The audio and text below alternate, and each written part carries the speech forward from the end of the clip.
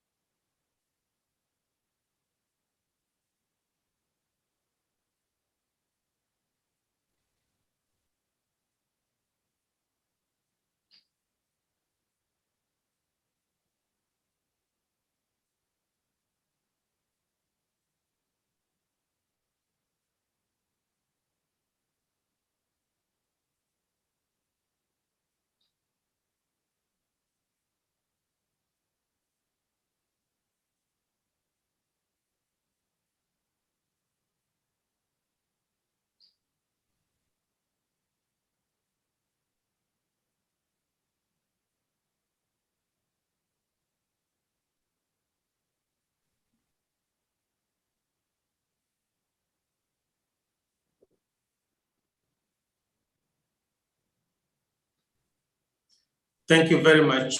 May he rest in peace. Friends and colleagues, welcome to the 8th Malawi-born Panel Forum, which, as I said, we are honored to co-sponsor with the African Union Commission, the scientific group of the UNFSS Systems Summit and Rockefeller Foundation. My name and on behalf of the panel, the name of my co-chair, Professor Joachim von Braun. We're welcome to have you here. This is a timely report which we decided to focus on the topic of the day, midway to the 2030 agenda, reflecting on what the food system globally could look like and how we can accelerate our journey toward progress, in particular in parts of the world where we need it more than anywhere else here in Africa.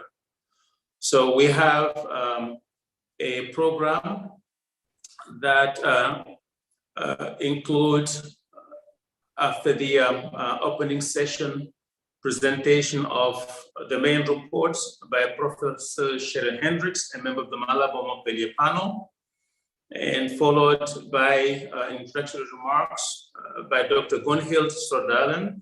I'll introduce her when she gets the floor. Same with Dr. Godfrey Bahigwa, who also will take the floor in the opening session. Then we'll have 2 roundtable discussion.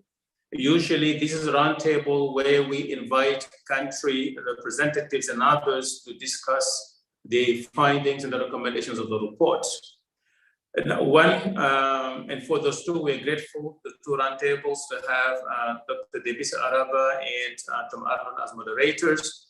And those 2 will be kicked off by Dr. Roy Steiner from Rockefeller Foundation and Dr. Agnes Kalibata, before we close by my co-chair. The philosophy behind the Malawi-Montpellier panel is basically how do we learn from successes in the past to facilitate even greater successes in the future. We're inspired by the longest history of, or the longest period of economic recovery in the history of Africa since the 2000s. And we acted on the belief that such a broad and sustained progress should hide in itself a lot of things that work in many places. So what they're trying to do is to figure out what worked where, how and why, and spread the news so that more countries, more stakeholder groups, more organizations can learn from that progress, scale it up, replicate it, imitate it. So such as we can create a good neighborhood effect, so to say. While doing that, we're not focusing on a lot of the technical nitty-gritty that many other places are better resourced and better placed than us to do.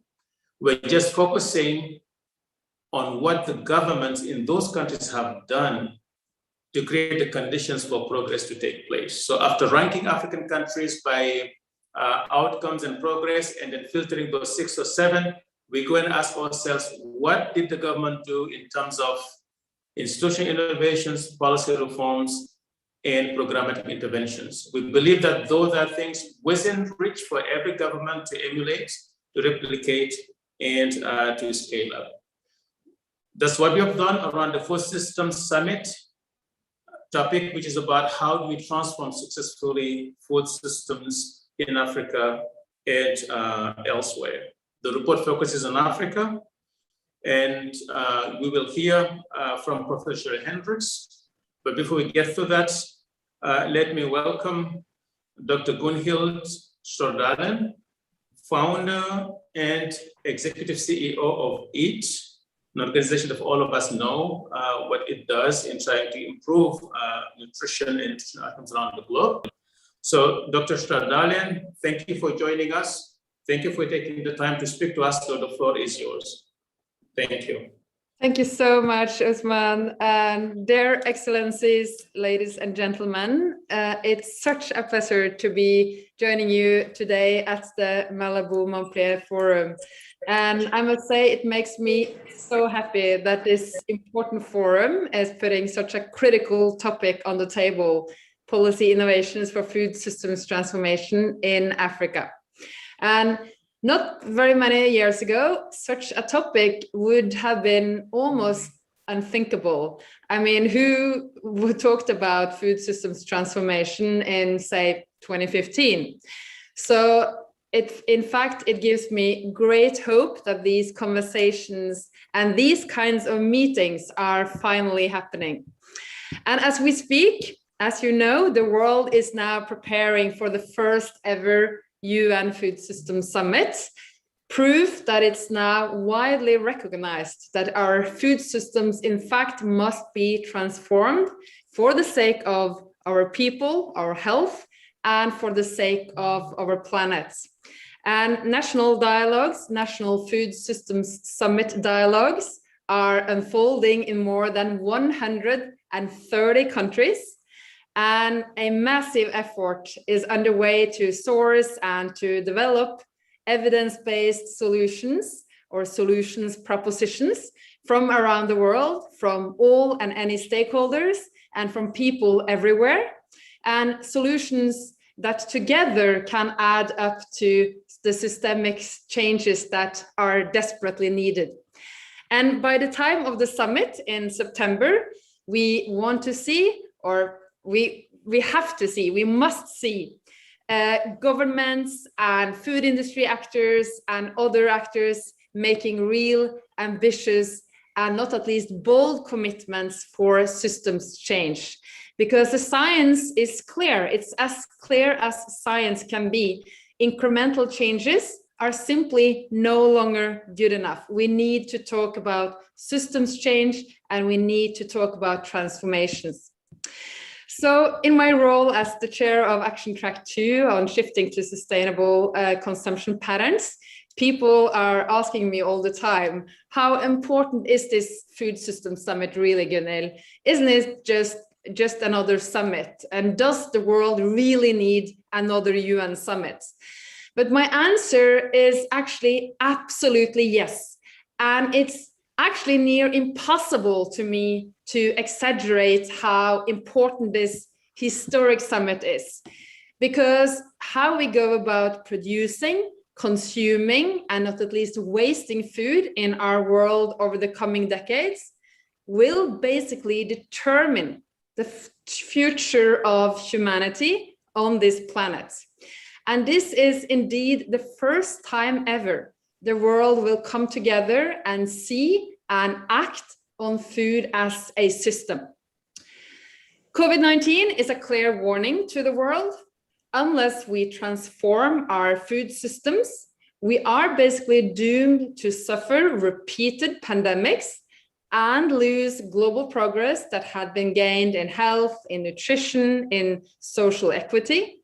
And nor will we be able to limit global warming to 1.5 degrees or even 2 degrees. And the destruction of nature will continue unabated. Hunger will continue to rise. And the epidemic of diet-related diseases and obesity will continue to skyrocket around the world. The ambition of the Food System Summit is to kickstart a transformation of our food systems to make them deliver enough, safe, and nutritious food for all within safe planetary boundaries, and doing so in a way that is resilient, that is just, and that is equitable for all, not at least for those actually producing the food we eat. And I'm talking about the farmers, I'm talking about the fisher folks, and especially the smallholders around the world. Some may say, but Africa is different. It's very different. The challenges are different. Whether we look at the nutrition and the food access challenges, whether we look at the livelihoods challenges, the problems around financing and investment into agriculture and fisheries, the environmental footprints of food, and not to mention the growing vulnerabilities associated with climate change or the climate crisis. And all of this is, of course, true. And I'm the first to say that you cannot simply transpose European, North American, or East Asian diagnostics and solutions into African contexts. And one of the reasons why other regions have to do more and have to do more faster when it comes to their own food systems is that they are, or we are, contributing directly to Africa's growing climate vulnerabilities affecting African food security. But I will also say the following. What every single region in the entire world has in common is that they all need policy innovation for food systems transformation. And nowhere is the challenge for a food systems transformation more urgent, more pressing, but also more full of exciting opportunities than at the African continent. Across the continent, economic trends, rapid urbanization, rising food insecurity, hunger, diet-related diseases and obesity, and increasing vulnerability to climate change are among some of the very complex and difficult systems challenges. Perhaps the most pressing and perhaps the most consequential issue facing Africa from food systems is the projected demographic shifts in the continents. By 2030, as you know, over half of Africa's population is expected to live in cities. And by 2050, Africa's total population is estimated to double to 2.5 billion, leading to even more people living in urban areas, also due to rural to urban migration. And as you know, an unprecedented share of the population over the coming decades in both rural and urban areas will be children and youth. So it's therefore imperative that African food systems contribute to building healthy and sustainable cities, and that the food systems are shaped with the growing generation of children and youth in clear focus and with a rightful role in realizing the opportunity for food security, for good nutrition, jobs and economic security, resilient environments, and a safe, just future for all. Agenda 2063, Agenda 2030, and other international or intergovernmental frameworks provide a powerful political basis to address Africa's food future. However, these frameworks alone do not offer an explicit agenda for food system transformation. So I really welcome this important meeting and the very important paper that we already have on our table, laying out insightful case studies and interesting recommendations. And to me, this could be the beginning of a regional policy agenda for food systems transformation. And that would be a game changer in and of itself. So thanks again for having me. I wish you a most productive meeting. Over. Excellent. Thank you very much, Dr. Shdalen, for the very strong and powerful opening remarks.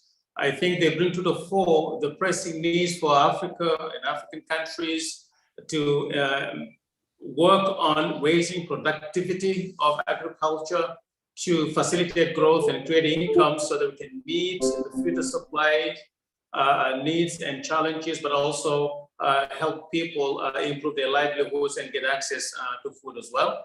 I think that those will register, your statement will register very well with the panel, with the audience here. So especially register with the next speaker, the director at the African Union Department of Agriculture, Rural Development, the Blue Economy and Sustainable Environment, Dr. Godfrey Bahigwa, our brother and friends from Uganda. Godfrey, the floor is yours, and thank you for joining us today.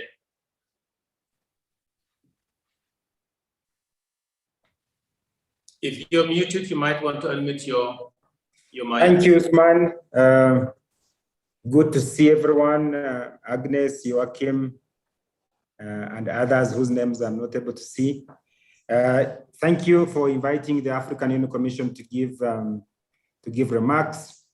And I'll start by bring greetings from Her Excellency Ambassador Joseph Sako, the Commissioner for Agriculture, Rural Development, Blue Economy and Sustainable Environment. And we thank the Malawi-Montpellier panel for inviting us to make these opening remarks. The AU Commission is delighted that the MaMo panel decided to focus its 2021 report on a topical issue on the transformation of Africa's food systems to meet several of its socioeconomic development goals in Agenda 2063 and the CAADP Malabo Declaration, which is about food security and nutrition, improved livelihoods, rural transformation, and sustainable environment. As you all know, the UN will hold a food system summit later in September, and the whole world is looking for game-changing solutions that are evidence-based, scalable, and have broad political support so that they can be implemented. Therefore, the MaMo panel report 2021 has come at a time when Africa is looking for solutions to transform its food systems. I have had a cursory look at the report. It identifies the key drivers of Africa's food systems. And as the previous speaker just mentioned, these include rapid urbanization, a growing middle income class underpinned by steady economic growth, agro-industrialization, and the transition to a digital economy. The report also recognizes the challenges to Africa's food systems, including climate change, high unemployment, and extreme climate vulnerability. While the report lays a great emphasis on the impact of COVID-19, it is important to remember that the pandemic simply aggravated the situation. Africa's agriculture has been hit by 3 shocks in as many years. You recall the fall armyworm in 2018, the desert locust in 2019 in the Horn of Africa, and then, of course, COVID-19 in 2020. This is on top of the impact of climate change. So all these shocks have had negative impacts on food production, livelihoods, trade, due to the disruptions in the agriculture value chain. Africa's agricultural food systems are not resilient, and the continent is not on track to meet its Malawi-born targets by 2025. Our latest report in 2019 showed that only 4 countries out of the 49 that reported were on track towards meeting those goals and targets. And 3 of those countries are case studies in this report, and that is Rwanda, Morocco, and Ghana. And this state of affairs cannot be attributed to COVID-19, because our report came out in 2019 showing Africa was not on track to meet its goals and targets. And as this report states, the pandemic has simply exposed the weaknesses of Africa's food systems. Perhaps we are paying more attention to the systemic weaknesses that have been exposed because the pandemic has hit the continent at the same time. Africa's food systems have systemic and structural challenges that must be addressed to make them more resilient. We are looking for game-changing solutions. The AU Commission and ODA NEPAD, in collaboration with the UN Economic Commission for Africa, and with technical support from Academia 2063, Roof Forum, AGRA, FAO, IFPRI, and others, is developing an Africa Common Position for the UN Food Systems Summit. We now have a draft that is going through the political review process under the AU Specialized Technical Committee of Ministers responsible for agriculture, rural development, water, and environment. The recommendations in this report are consistent with what is emerging as priorities in the Africa Common Position. And I want to thank Academia 2063 for its contribution towards the current draft. As I end my remarks, let me express my curiosity on one particular recommendation in the report. The report recommends ensuring multi-stakeholder and multi-sectoral coordination across government departments in order to reflect the interconnectedness of food systems transformation. This particular recommendation takes me back 23 years ago. In 1998, when Uganda made bold efforts to transform its agriculture, we developed what was called the Plan for Modernization of Agriculture. The PMA, as it was popularly known, was a holistic policy framework that advocated for going beyond agriculture, just as this report is calling. The PMA had 7 pillars and only 2, that is agricultural research and agricultural advisory services, were under the Ministry of Agriculture, Animal Industry and Fisheries. The other 5 pillars, that is agriculture education, agriculture finance, physical infrastructure, agro-processing and marketing, and sustainable natural resource management, were under other 5 ministries and agencies. The PMA was multi-sectoral, multi-stakeholder in nature, just as this recommendation is talking about.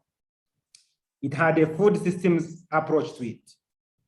But as some of you may know, it did not work well and was eventually abandoned, partly because multi-sectoral coordination that started quite well with the high-level steering committee of permanent secretaries eventually lost its steam and was abandoned politically.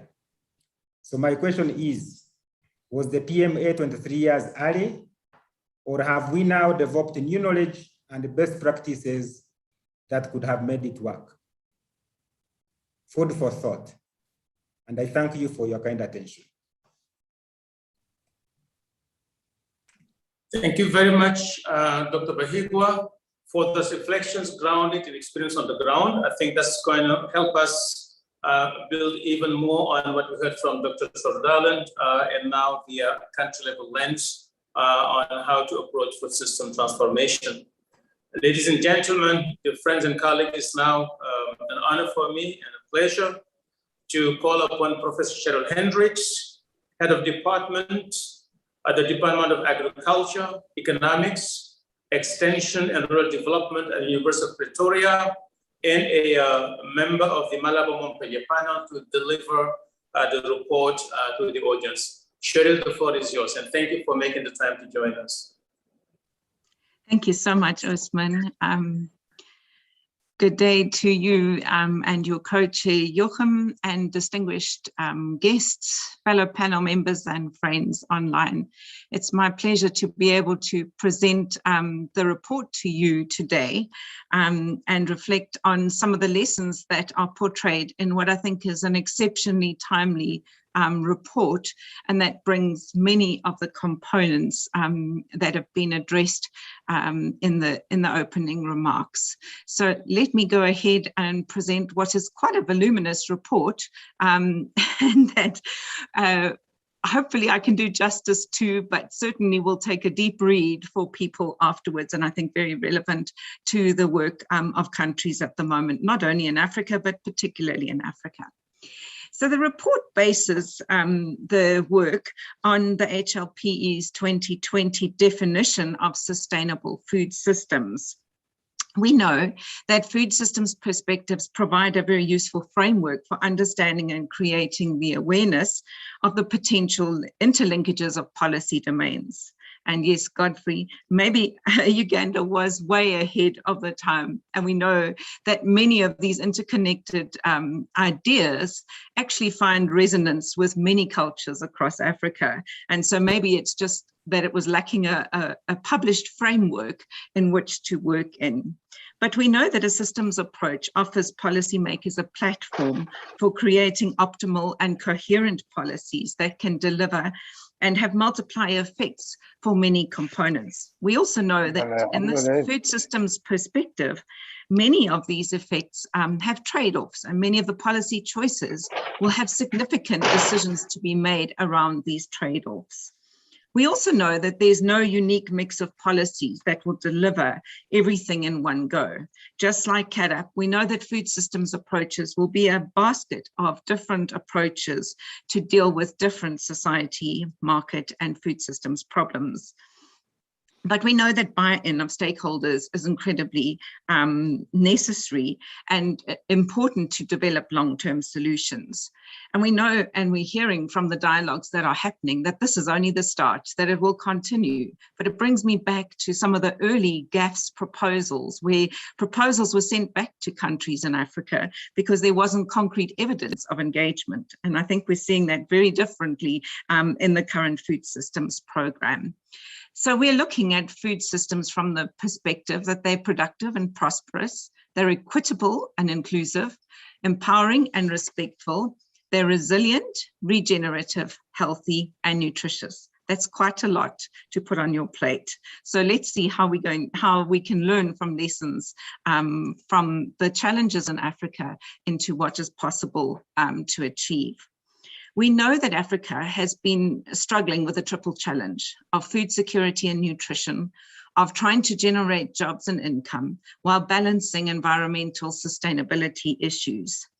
And we know that until 2017, several African countries had been making steady progress towards meeting many of the Sustainable Development Goals, particularly that on SDG 2.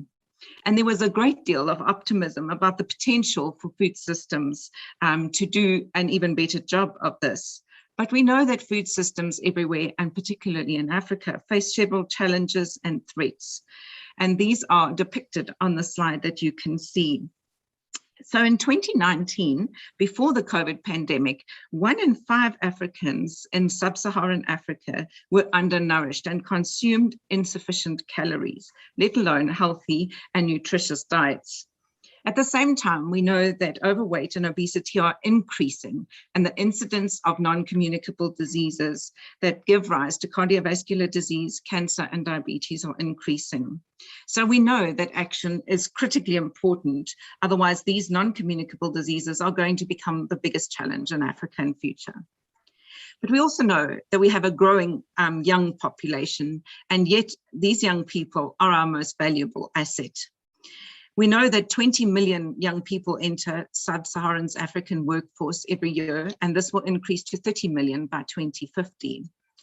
The youth bulge is more concentrated in rural areas and also in some countries more than others.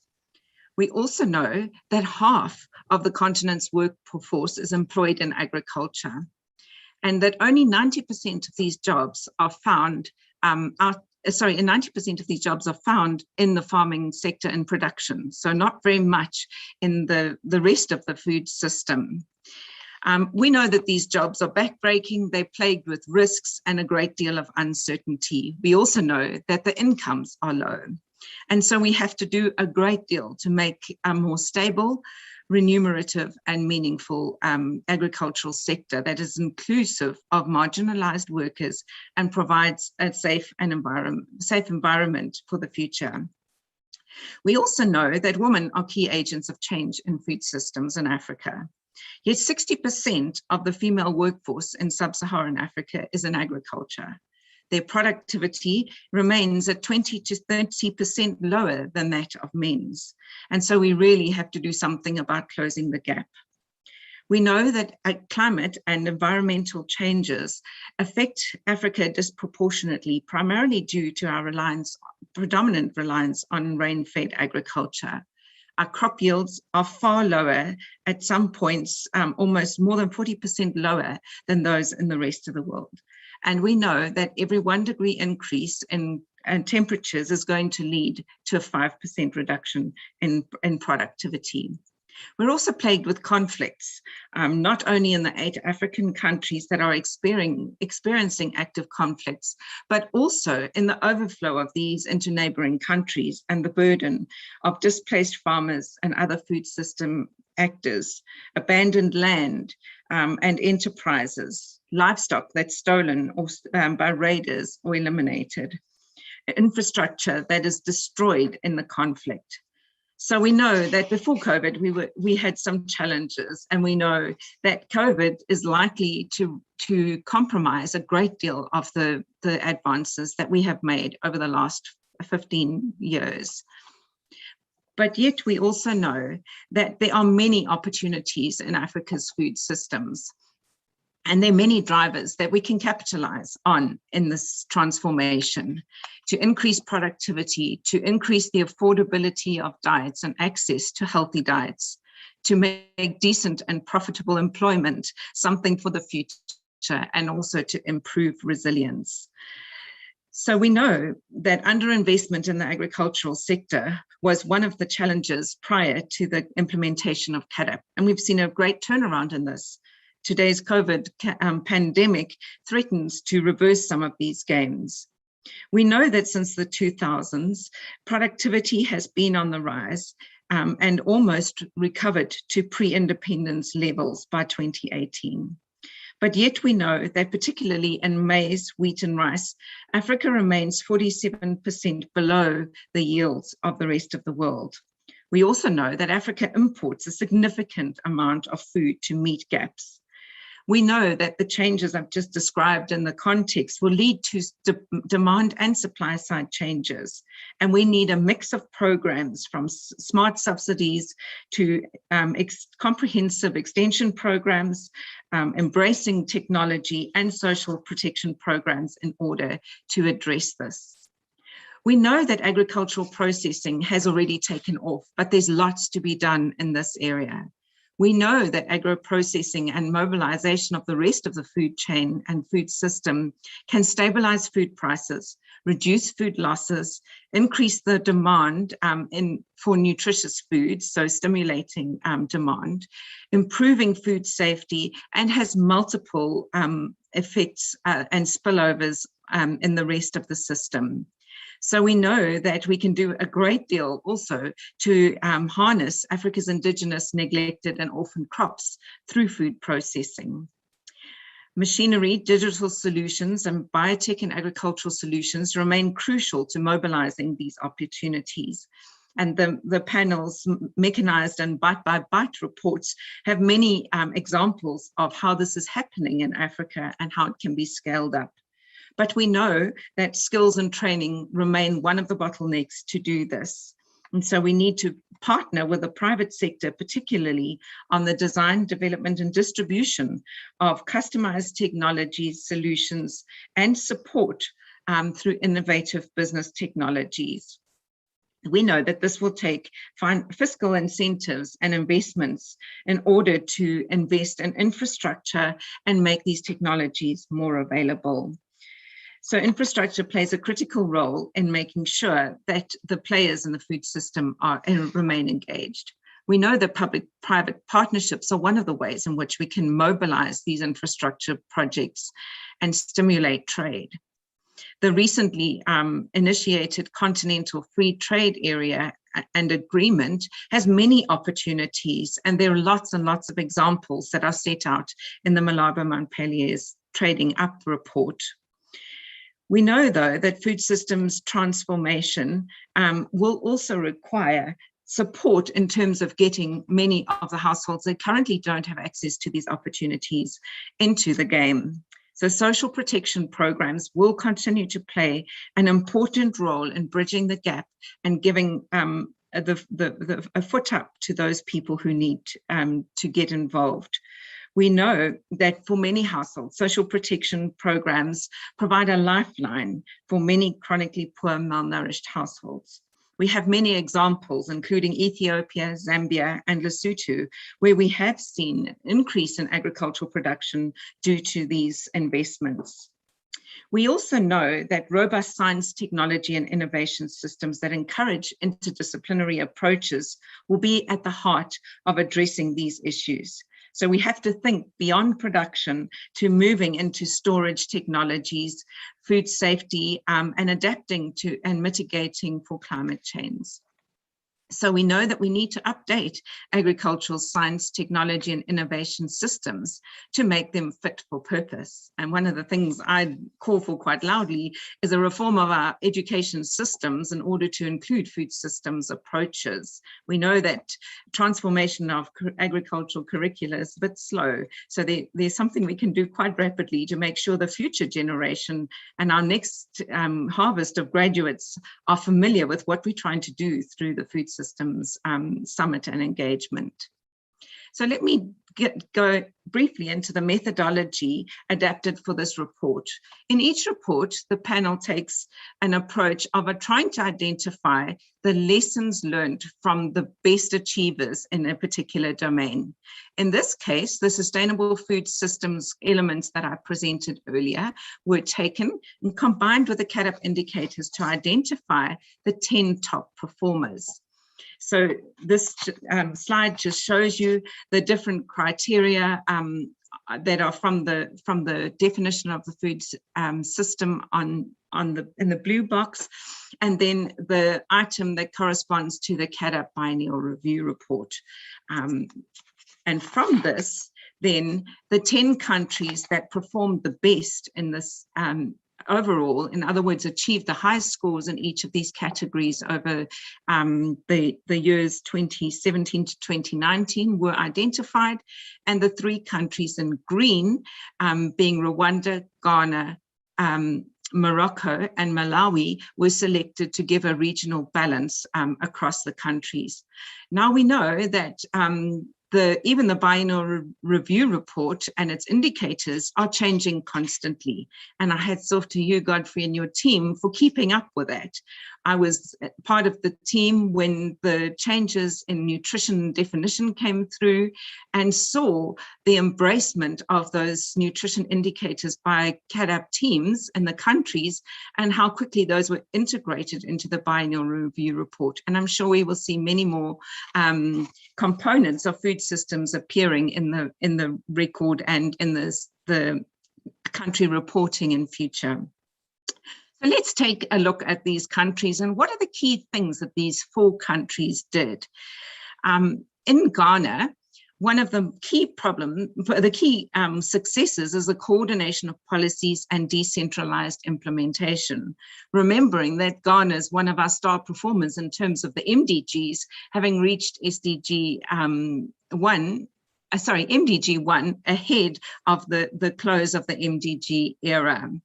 So Ghana has for a long time had these coordination programs, particularly providing a very clear vision of where the country is heading. Currently, the country is implementing a 2018 to 2057 long-term development plan. So Ghana, the short-term 4-year periods or even 10 years, but a much longer vision in order to achieve constant growth. So we know that these National Development Planning Commission actions, which leads to sectoral planning groups, leads to the coordination of sectors and increases delivery in many different domains. The National Planning Commission is replicated at the regional and the district level through similar kinds of organization that bring together a whole range of stakeholders from donor agencies through to local communities in order to deal with these cross-sectoral components. We know that, for example, the cross-sectoral nutrition group is located as one of the cross-sectoral planning groups and has led to many different initiatives in the country, reducing the number of undernourished children in particular. It is from the same planning commission that the country developed a group that would respond to the Food Systems Summit call for action. And so I think it demonstrates the agility of the country when you have an umbrella organization positioned at the highest level of government to respond to the changing landscape of the policy. The National Food Stock Buffer Company is one of the mechanisms that's managed through this process, and that puts minimum prices for the sale of produce at the farm gate with a 10% profit, and has led to significant improvements in the faith that farmers have in markets and the possibilities of being able to sell their produce.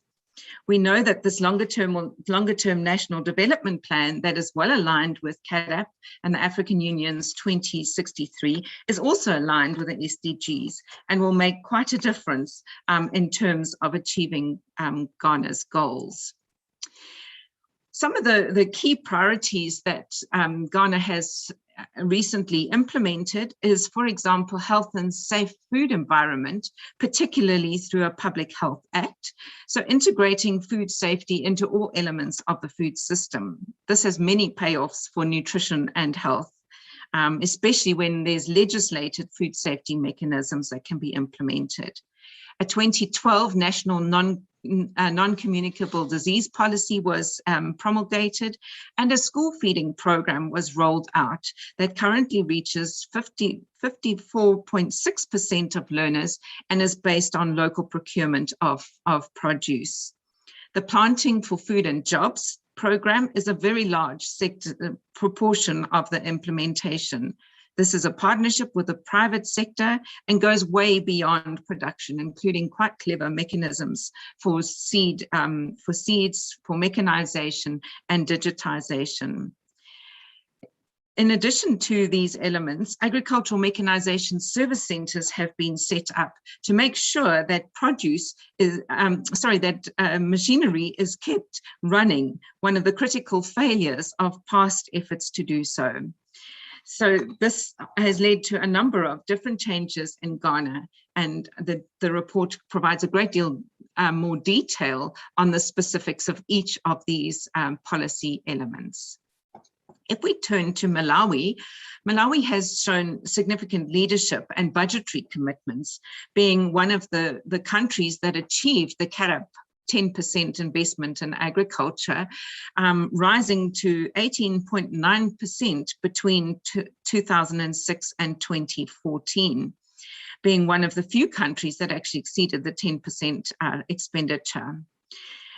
The work and provisions in Malawi are based on three particular components. Firstly, the Vision 2063, which drives a commitment to production, commercialization of production to create wealth and self-reliance of the country. And the self-reliance has been achieved actually in one period in order to reduce the importation of maize. The second component is based on programs that interlink. The National Input Program, the quite relatively controversial inputs program, the National Nutrition Program, and the Agricultural Investment Plan. These are governed through cross-sectoral interministerial coordination, and these form the foundation of the leadership, ownership, and the coordination through sector working groups. One of the key components that's unique to the Malawi success story is a finance sector overall for inclusivity and liquidity. A quite novel financial literacy program was launched in the country with an aim of reducing illiteracy in the finance domain by 50%, with the idea that this would lead to greater financial inclusion, creditworthiness, resilience of farmers, and also improved food security. This was complemented by an improved warehouse receipt system that provided clarity and certainty for farmers, as well as for the owners of the warehouse receipts, the financiers, and also the buyer in the system. Malawi has a very particular bottom-up Malawi-born pride to these investment solutions that have been prioritized, particularly aiming to improve food security and agricultural growth. Each of these is nuanced by local situations and contexts, prioritizing interventions that are known to lead to growth. So this led to a 5% per annum increase in agricultural GDP between 2007 and 2011. The nutrition oversight was initially part of the National Oversight Committee, but later was moved to the Ministry of Health, but it was led by the Cabinet in the early years and has led to significant reductions and many policy reforms in the nutrition component. Also, aligning social protection and food security, as I mentioned in the introduction, is one of the hallmarks of the Malawi program. This was calculated carefully per family member, dependent on family sizes, and has seen a significant improvement in food security and also in agricultural output over the years. Let's turn to Morocco and look at the progress that has been achieved through multiple institutions. One of the key components of the Moroccan sector is that it attracts private sector investment. The work and oversight is focused particularly on agricultural extension, providing an office for agricultural advisory services with many innovative components, including farmer schools, digital agriculture, call centers, and audiovisual distribution of audiovisual materials.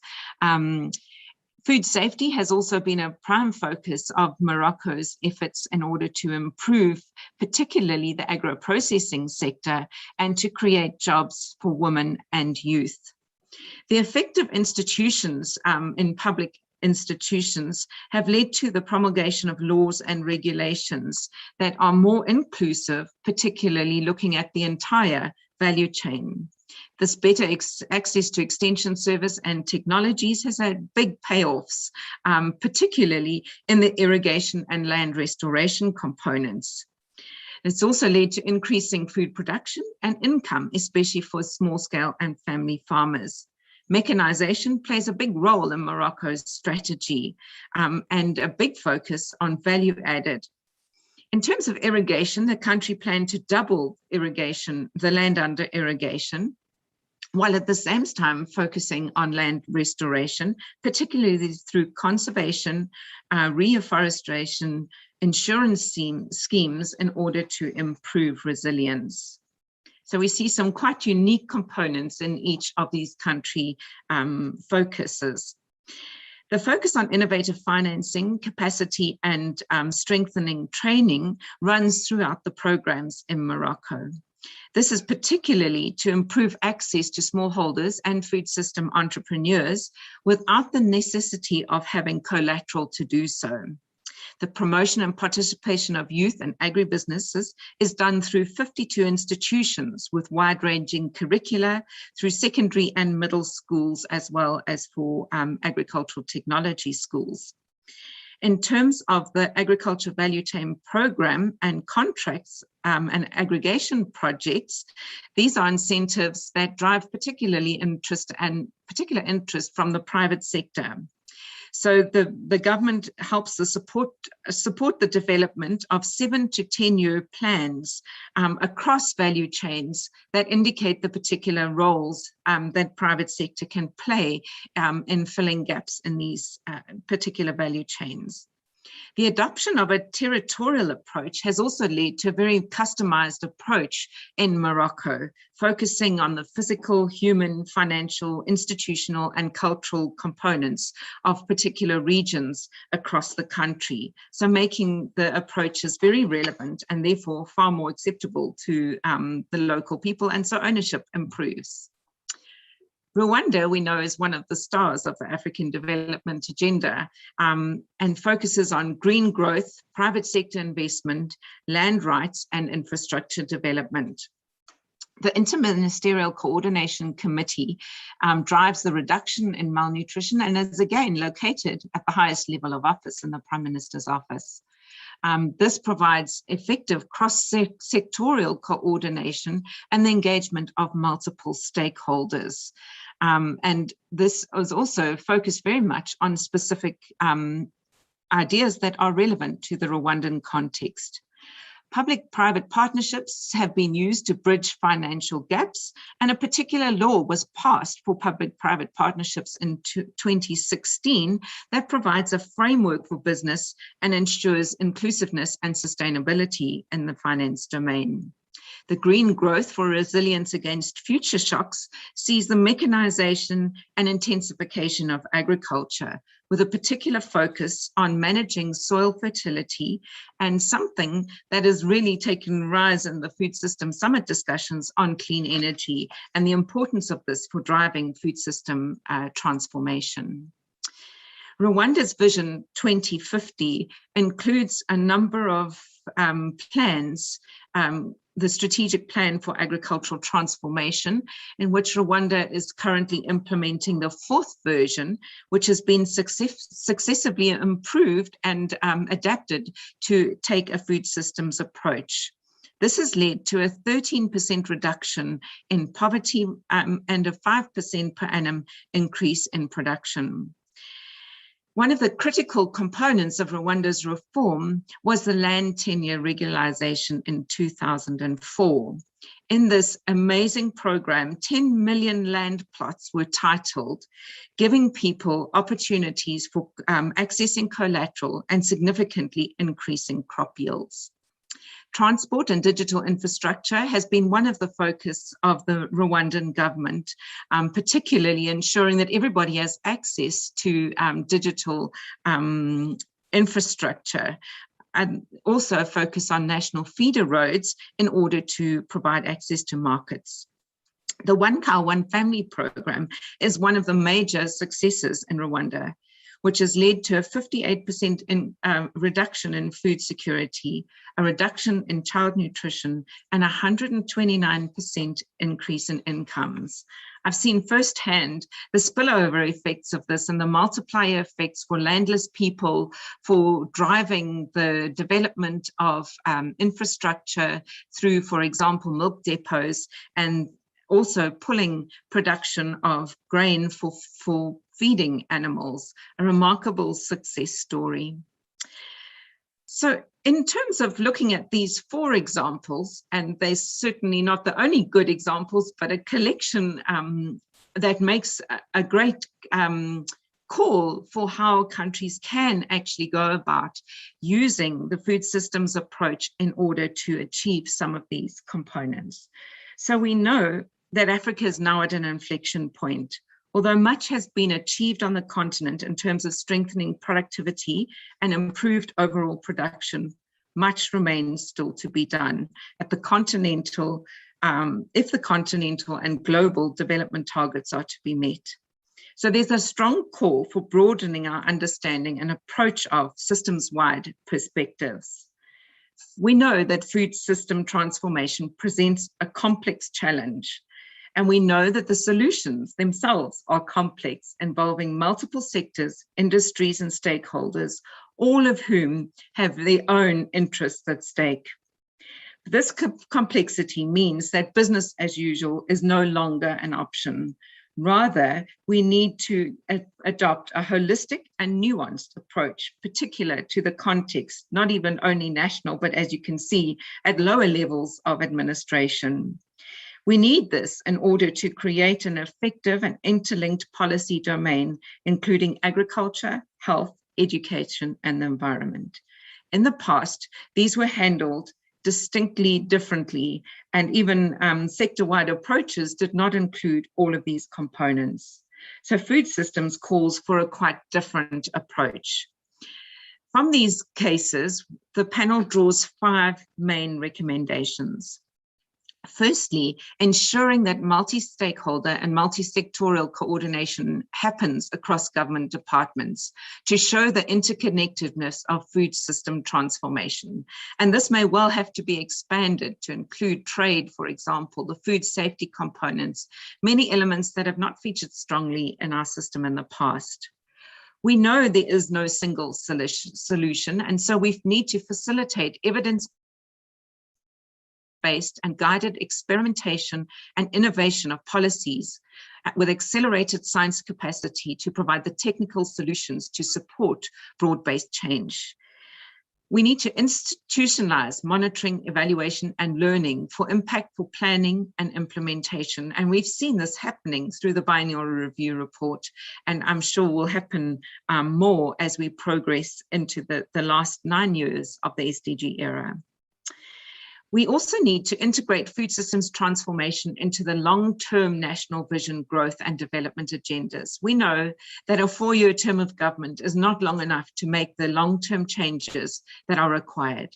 Transformation takes change. It takes planning and foresight to anticipate what kind of policy changes, infrastructure changes, and landscape changes will be necessary while being sensitive to farmers' needs. We also need to enhance the CAADP indicators to reflect the complexity of these food systems. And we've seen this, as I've said, in terms of the integration of nutrition in 2017-2018 after the last Rome Declaration on Nutrition from 2014. So we know that these historically disconnected components need to urgently be connected through food systems transformation.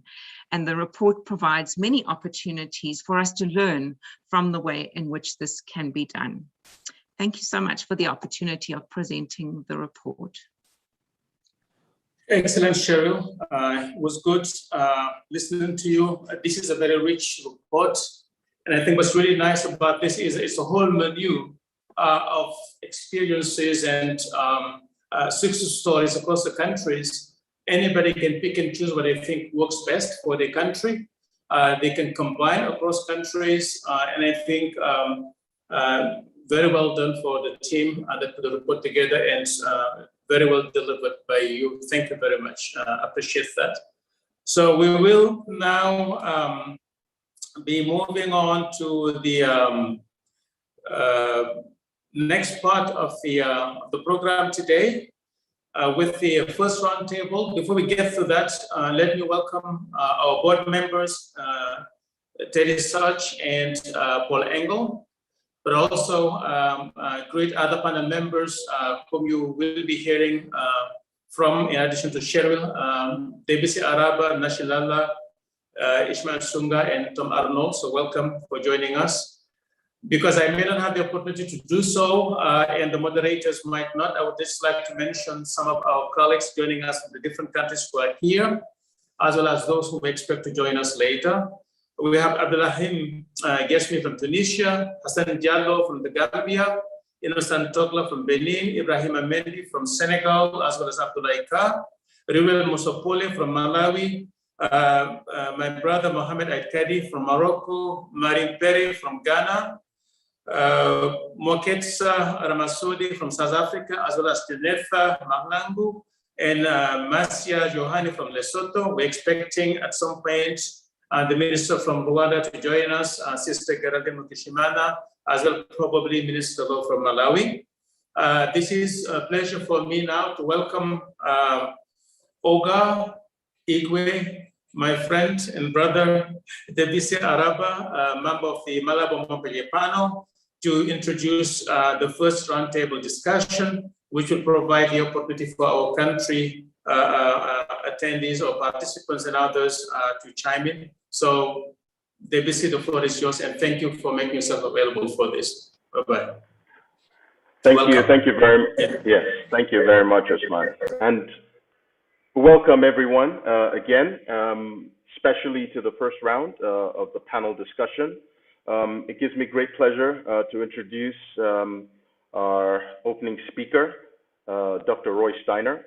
Roy is the Senior Vice President for the Food Initiative at the Rockefeller Foundation, where he leads a team focused on creating a more nourishing, regenerative, and equitable food system. Roy was previously at the Bill and Melinda Gates Foundation, where he was a founding member of the Agriculture Development Initiative, and was instrumental in working to develop the Alliance for a Green Revolution in Africa, headed by a MaMo panel member, Dr. Agnes Kalibata, and of course, for the creation of Ethiopia's Agriculture Transformation Agency, which previously used to be headed by the current Director of Innovation and the Director for the Office of Innovation and Chief Innovation Officer at the UN Food and Agriculture Organization, Dr. Khalid Bomba. And dozens of other partnerships which Roy has worked with addressing food insecurity around the world. He also has extensive experience in the private sector working on startups in Southern Africa. Roy holds a doctorate and a master's of science degree in agriculture and biological engineering with minors in economics and international development from Cornell University, as well as 2 degrees in mechanical engineering and biology from the Massachusetts Institute of Technology. It gives me great pleasure to introduce to you Dr. Roy Steiner. Roy, you have the floor.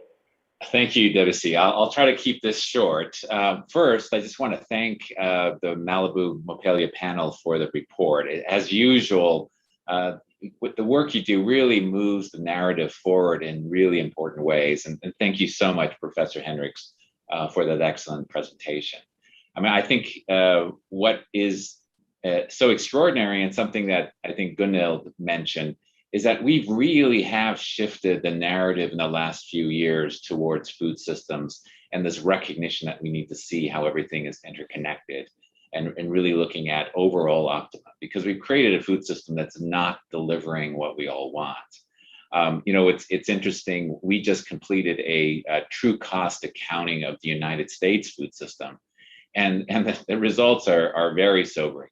You know, we spend about $1 trillion on food in the US, but it incurs at a conservative level $2 trillion worth of costs, half of which are diet-related diseases, the rest is economic biodiversity.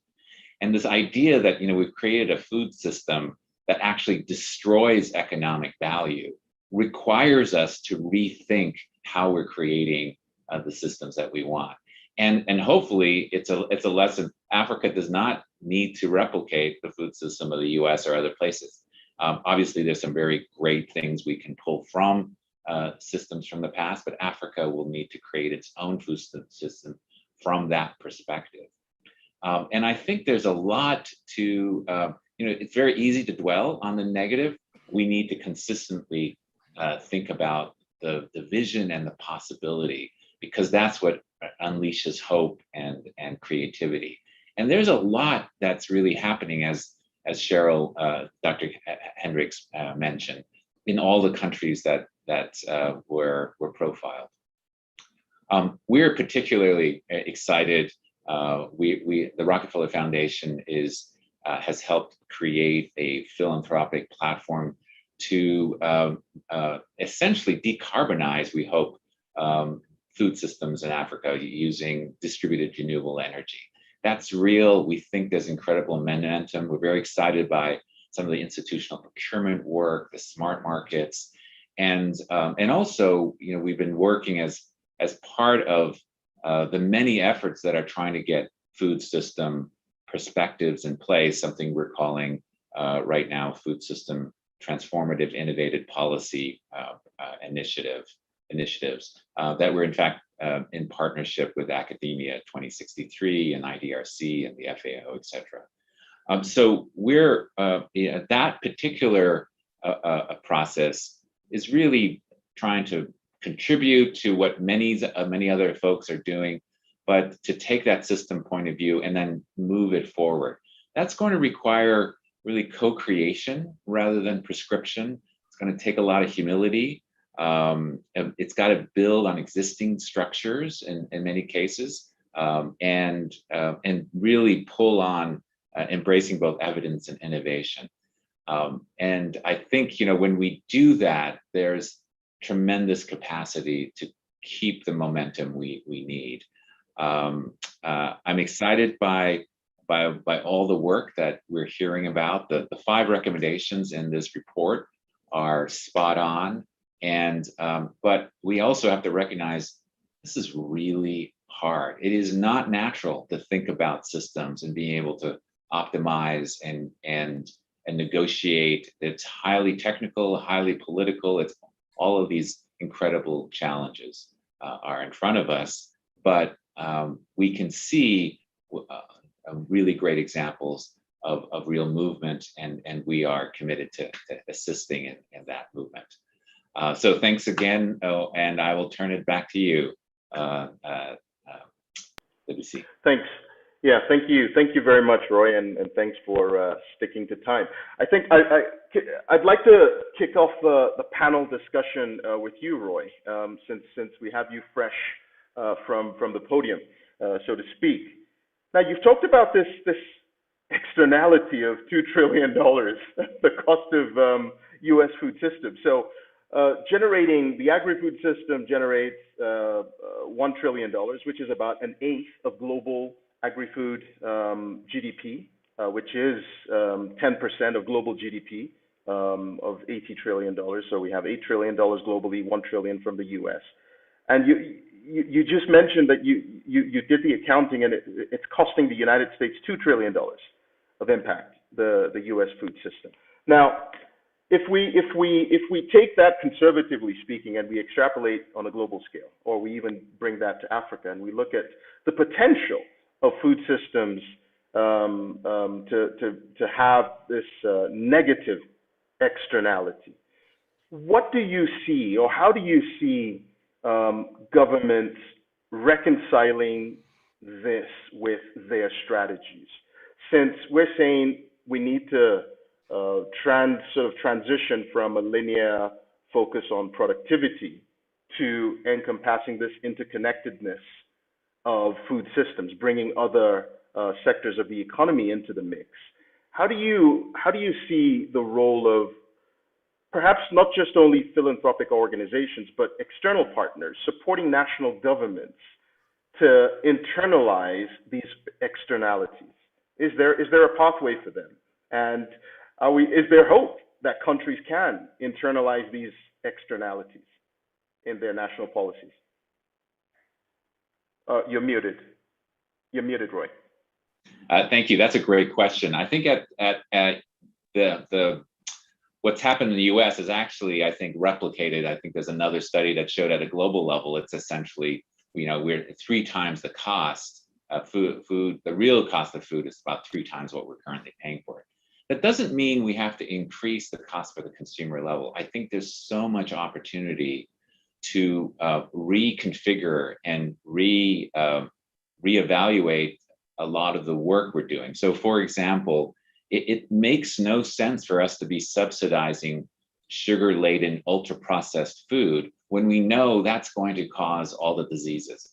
It doesn't make sense for agricultural, ministries to be investing in diesel-generated irrigation systems when we know distributed renewable energy systems are as cost-effective as those diesel systems. And yet we're still stuck in old patterns of behavior. I think there is actually a lot of win-win.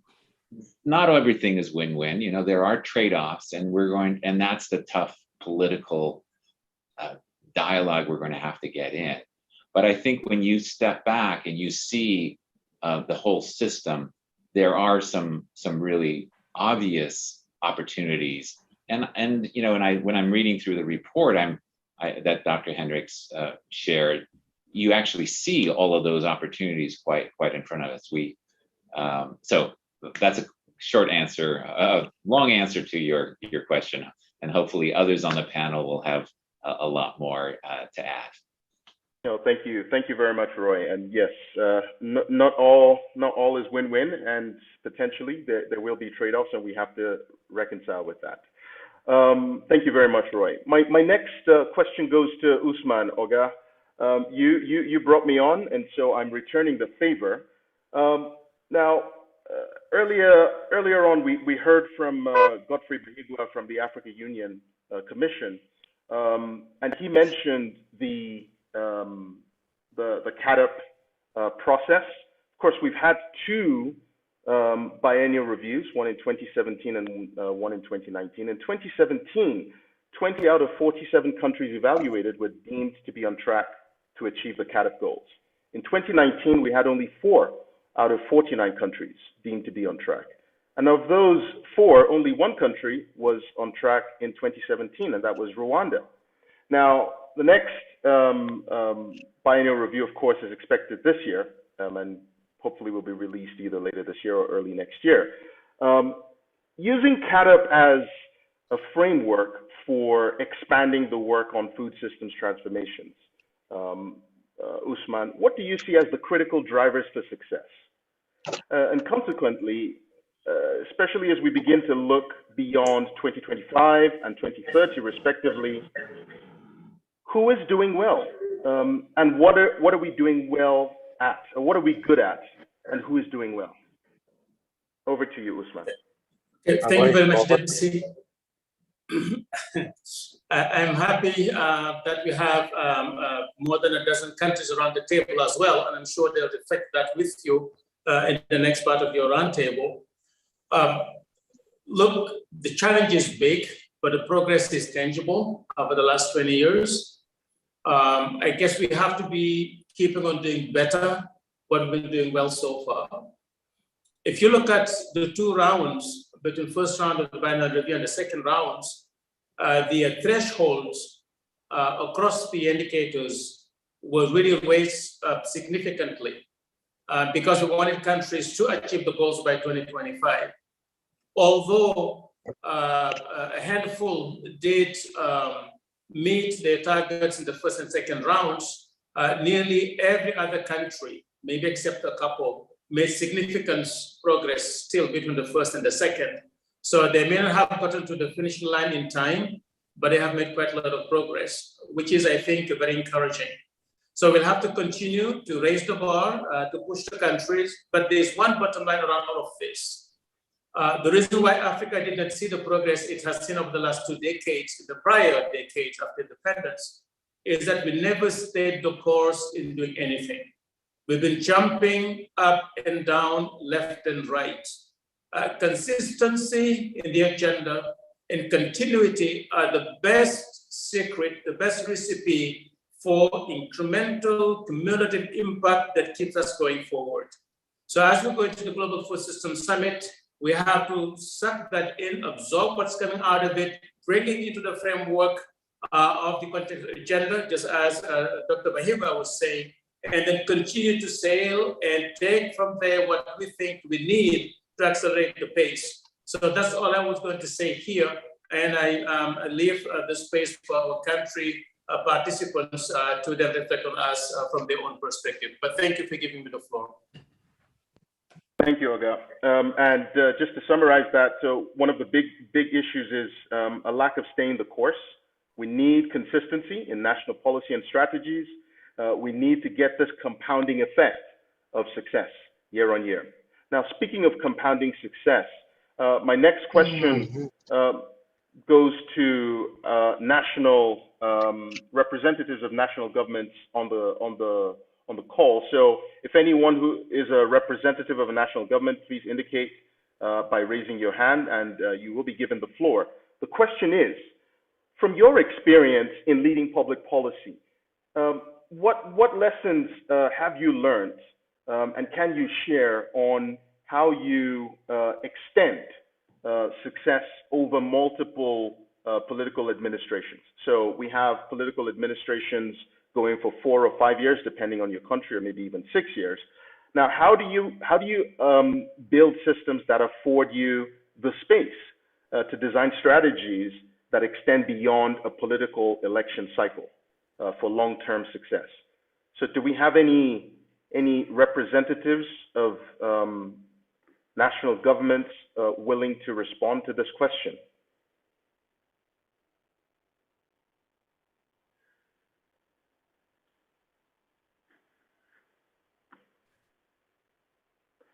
No representative? Okay. Mary Mpere, Mary, are you on?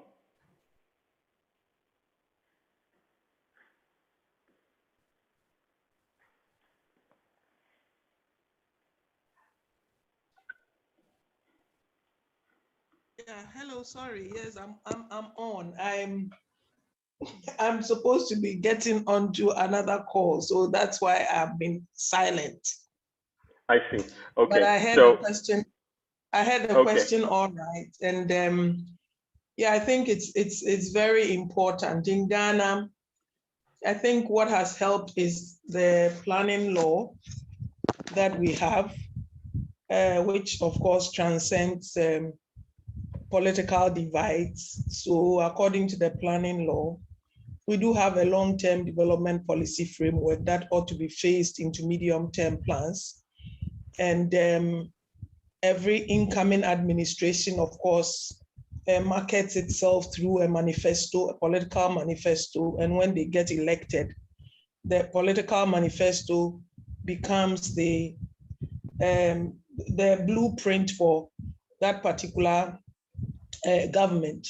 But the law also indicates that you need to plan according to the long-term targets that we have as a country. So NDPC, that's the National Development Planning Commission, takes all of these into consideration and operationalizes even the long-term plan into the medium term, integrating, of course, the political flagships as well. So in that way, we are able to make sure that all critical going concerns are loaded onto the subsequent medium-term development policy frameworks. However, one of the things that we keep an eye on is whether or not the political priorities intersect with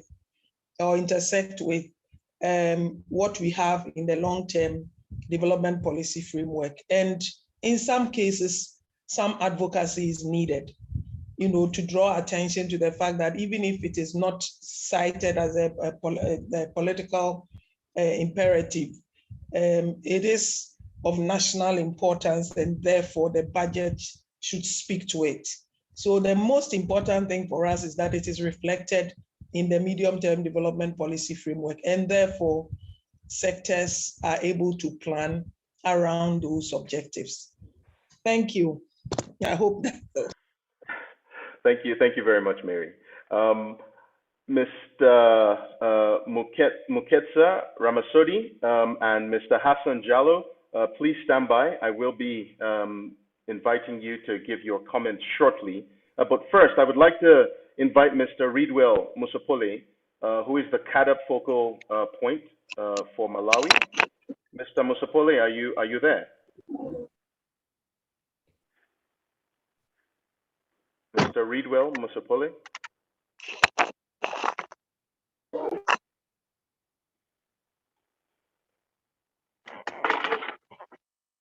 Perhaps he's not. Okay, Mr. Moketsa Ramasodi, the Acting Director General, Ministry of Agriculture, South Africa.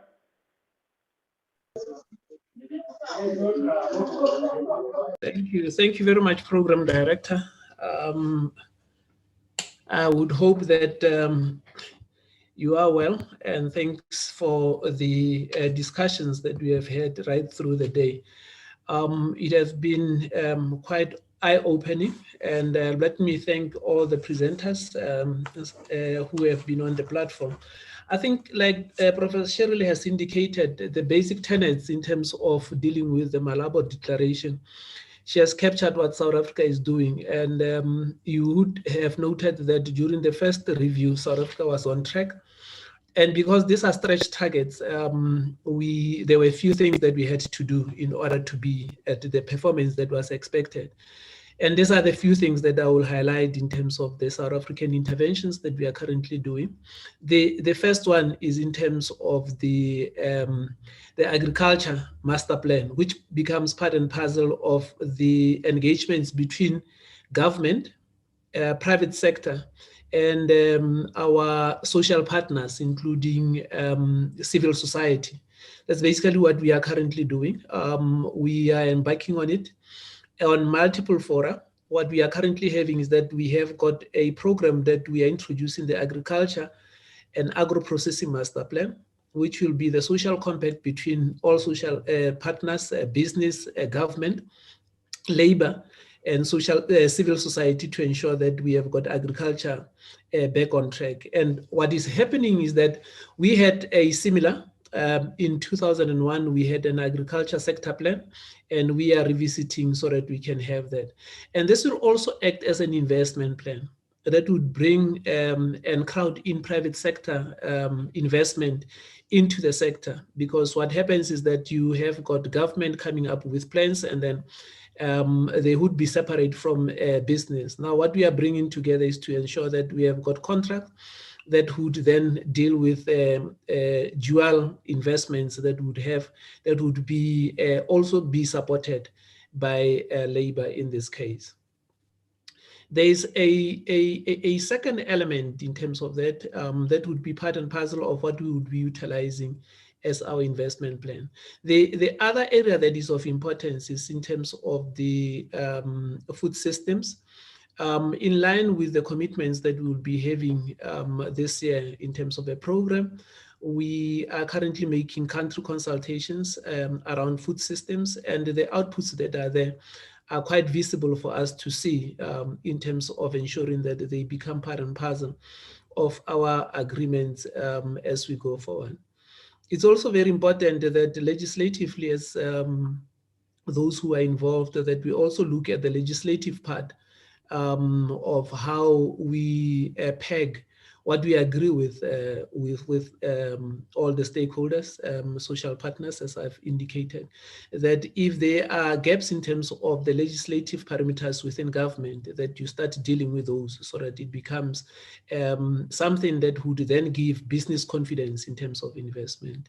The last issue that I thought was very important in terms of what we are discussing is that 10% in terms of the Malabo Declaration might not necessarily be reflective in different countries. But what we need to say is that what is the quantum in terms of investment in agriculture? For instance, in South Africa, the contribution of agriculture to GDP is just under 3%. And therefore, in terms of the way that you would then allocate would not necessarily be 10%, but you should be in a way to say that if all investment is taken right through the sector, you would be able to move to a quantum that would assist you to say that it's congruent with what would have been within the quantum that was expected from the Malabo declarations. Thank you very much, Chair, and thanks for all the participants for all the inputs that they've been making. Thank you very much, DG Ramasodi. Okay, so now I would like to invite again Mr. Reedwell Musopole. Are you on? I'm on, moderator. Okay, wonderful. It's good to have you. It is very bad. Oh dear. I Hello? think we have audio. Yes, I can hear you, or we can hear you. Hello. Hello. Hi, Mr. Musopole.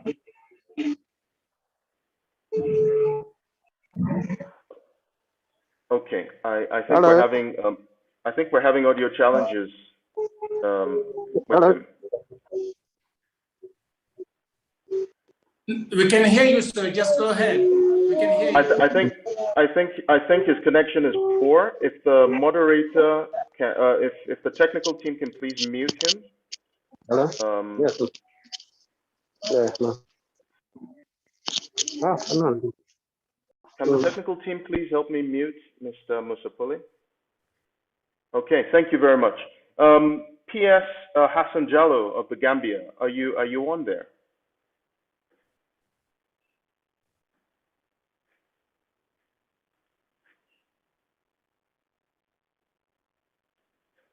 Okay.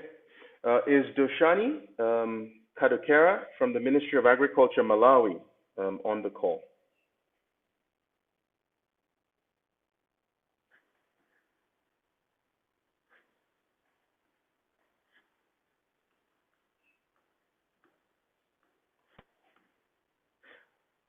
I'm scrolling through the list of participants, and I am trying to find any senior members of government on the call. If there are, could you please indicate by raising your hands using the reaction button, please?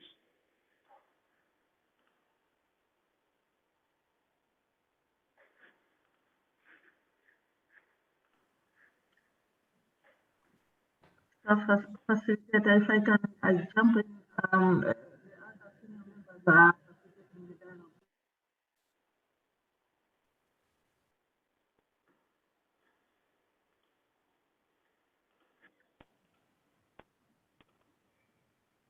Okay, I guess we.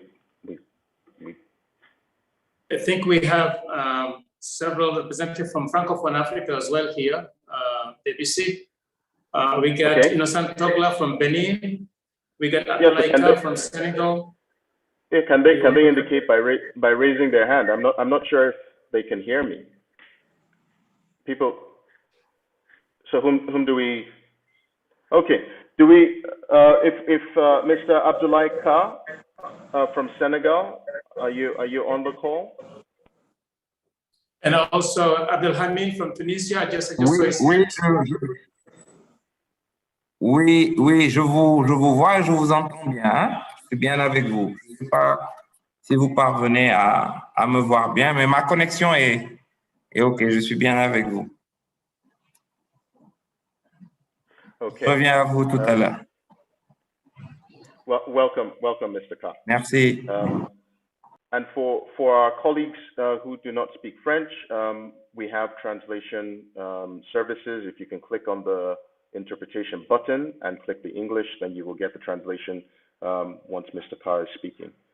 Mr. Ka, are you still there? Oui. Okay. So the question is, from the food systems dialogues process that's been going on in your country and across the world, what are you learning from that process about what is needed in Senegal, where the gaps are, where the opportunities are, and what are you hearing from stakeholders that you feel puts Senegal on the strongest footing for food systems transformation going forward? Over to you.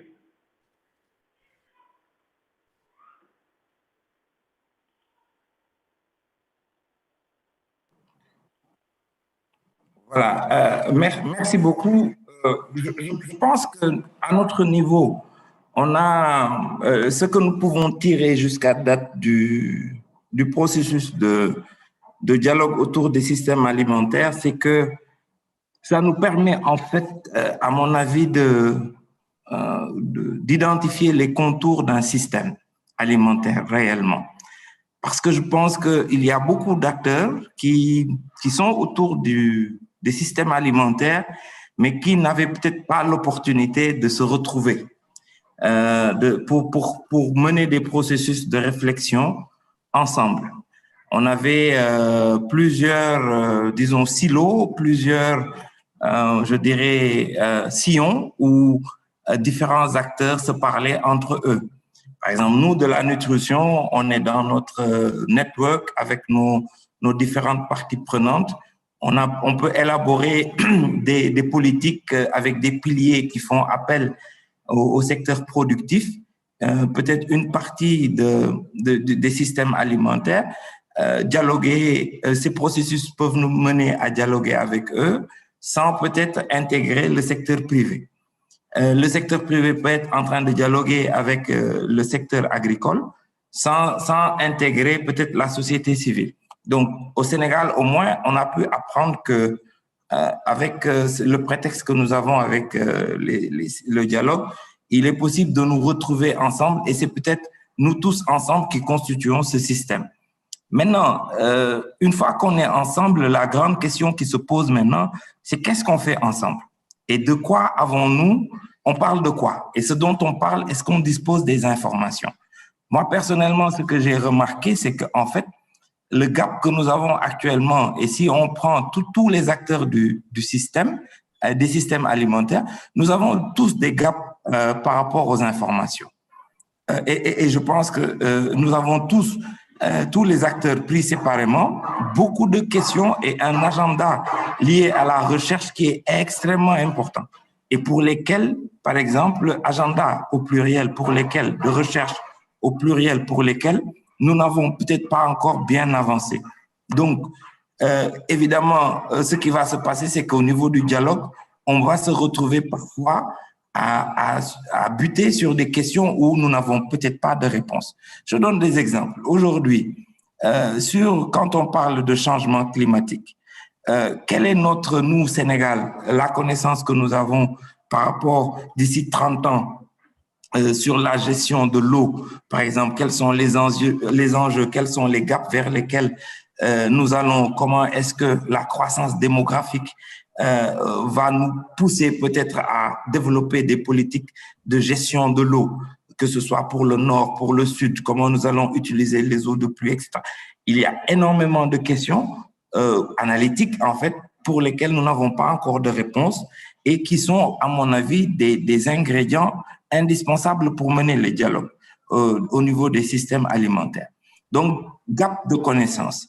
Ensuite, je pense que le deuxième niveau, c'est comment est-ce que la question de la coordination aussi multisectorielle, comment est-ce que, et la coordination, on peut même dire intersectorielle, comment est-ce que, au niveau du système alimentaire, les secteurs productifs, que ce sont au Sénégal, par exemple, le ministère de l'élevage, le ministère de la pêche, le ministère de l'agriculture, travaillent ensemble. On a le système Peña-Zan, etc. Mais est-ce que réellement, nous avons, point de vue alimentation, une cohérence et une synergie entre ces différentes politiques-là? Je pense qu'il y a aussi une leçon que nous devons tirer de ces dialogues parce que c'est ces ensembles de secteurs qui constituent en fait peut-être le socle du système alimentaire. Le dernier point, c'est maintenant les autres secteurs qui sont dans le système alimentaire, qui sont liés au secteur de l'industrie. L'industrie, c'est extrêmement important. Le secteur du commerce et je dirais le secteur privé, globalement, pour tout ce qui concernera la transformation et surtout la distribution. Comment les marchés s'intègrent dans ces systèmes-là et comment est-ce que nous allons peut-être développer une démarche qui va nous permettre de parler le même langage. Moi, je pense que le dernier point que je vais dire, c'est qu'on apprenne à parler le même langage. Parce que nous sommes des secteurs différents, très variés, mais nous avons peut-être des problèmes souvent de lexique et nous avons du mal à nous comprendre. Voilà, c'est ce que je voulais donner comme commentaire, mais dire vraiment que c'est un momentum que nous apprécions vraiment et que nous, au niveau de la nutrition, particulièrement comme nous quittons le système alimentaire pour aller vers le N4G, Nutrition for Growth, c'est une année vraiment très intéressante pour nous. Merci encore et félicitations au Forum Malawi-Montpellier. Merci. Merci beaucoup. Thank you very much for your intervention. Definitely, we need collaboration. It takes a village to raise a child. It certainly takes all stakeholders to usher in food systems transformation. I would like to yield the floor to Abdel Halim to provide context on Tunisia. I really would like to hear from you on what you're learning from the food systems dialogues process in Tunisia, in terms of not just where the gaps are, but what are you learning from the stakeholders? What is intuitive? What is counterintuitive? And how are you coping in light of the global pandemic that has highlighted the need for more food systems thinking and more global cooperation? Over to you.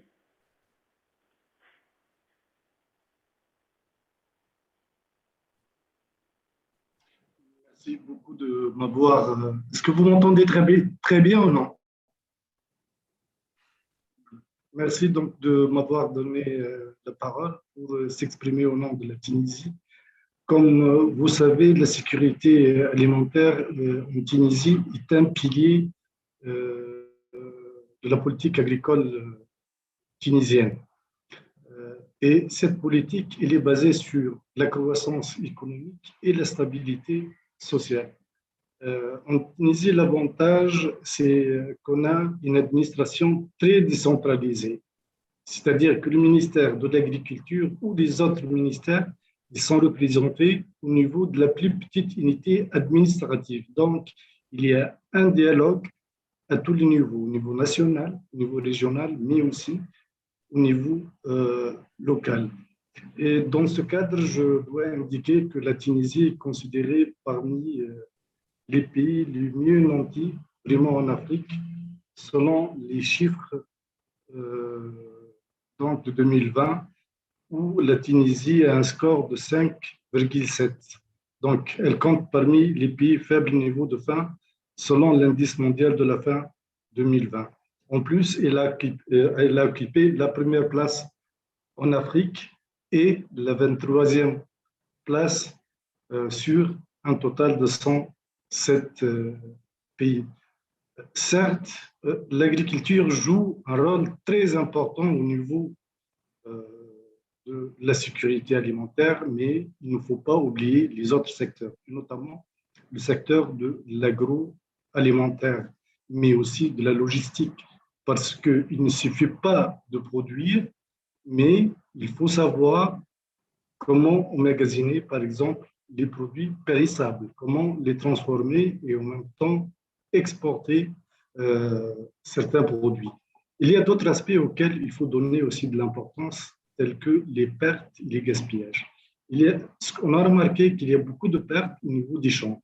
Donc, il faut réduire ces pertes, mais il y a aussi beaucoup de gaspillage au niveau de la consommation. Et dans nos pays africains, on a besoin de tout produit agricole. Donc, il faut donner vraiment de l'importance. Aussi, parmi les enseignements à tirer, c'est qu'il y a une pression très importante sur les ressources naturelles, à savoir la terre, les parcours, les forêts, mais aussi l'eau qui est un facteur vraiment très rare en Tunisie. Et d'ailleurs, en ce moment même, on est en train donc, de réaliser une étude pour 2050. Parce que, comme on a entendu tout au long de notre panel aujourd'hui, on parle de durabilité, on parle de résilience, on parle aussi d'adaptation. C'est comment peut-on s'adapter au changement climatique, mais aussi aux maladies comme le Covid.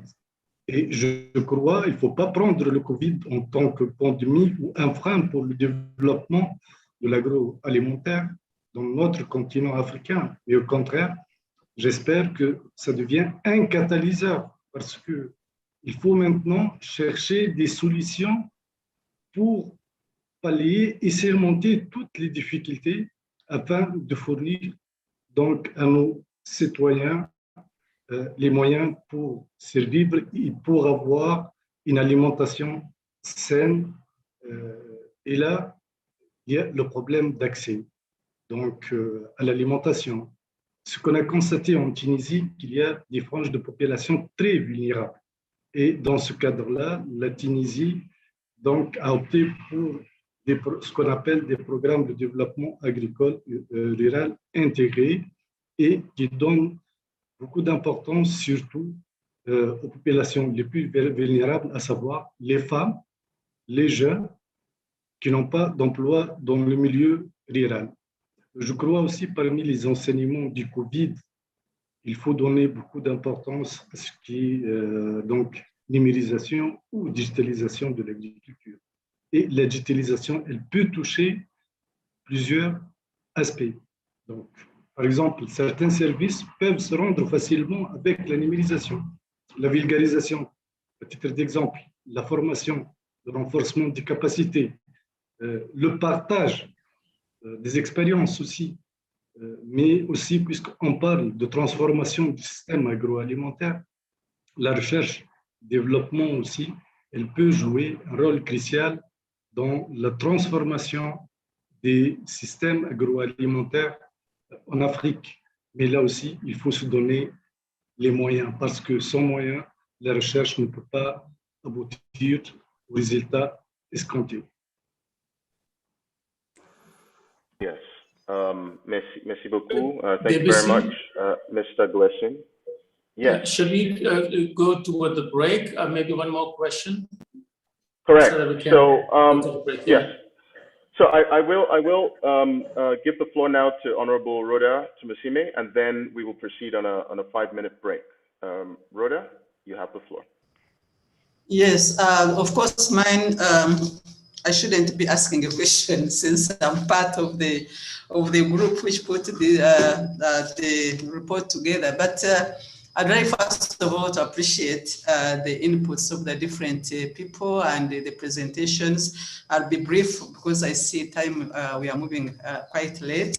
Now, my comment or question goes to both Bahigwa, Godfrey, and also Osman.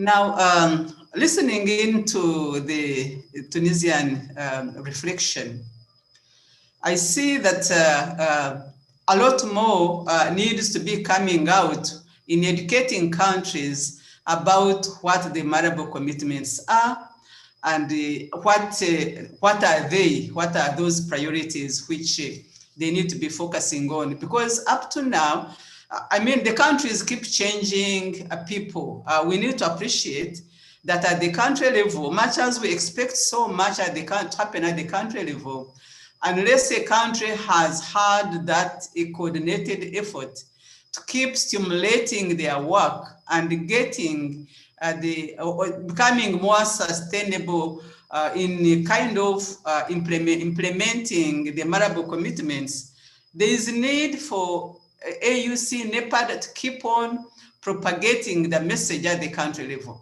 Because moving from a good number of countries to going now lower numbers now is not good enough. We need to be seeing CADAP doing better. We need to see the Malawi commitments growing and becoming really saying we have moved from 4, we are now 8, we are what, and this one to incentivize this, Osman, Godfrey, those who are present, and NEPAD is not there, I can see.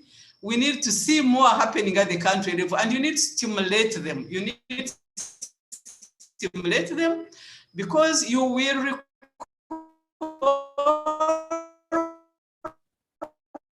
what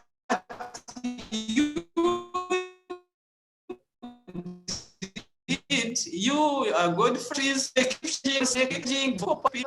new ones coming and all that. I hope I'm not instigating you, but I'm saying let also all the different levels do their part, not focusing on the countries alone. Thank you. Well, thank you very much for that, Rhoda. And Mohammed Sharif, we will come to you immediately after the break. Ladies and gentlemen, we will be going on a break for 5 minutes. We look forward to reconvening in 5 minutes' time. Thank you very much. Thank you very much, Debussy, and thank you to Roy for introducing that panel and all who have asked their questions. Let me ask our team to guide us through the logistics of the group photo and the break. Catherine, is it you? Is it Nabu? Somebody from there? Or someone else who's going to guide us? I will take it. Hi, Osman. Good morning, everyone. Good afternoon. We will be taking the group photo now. We would like you to kindly open your camera so that we can take several shots. So I will be doing the countdown and we will be taking the pictures. Thank you. So everybody, please put your videos on so you can get on that photograph. Thank you. So 3, 2, 1. That would be the first shot. Let's take 2 more.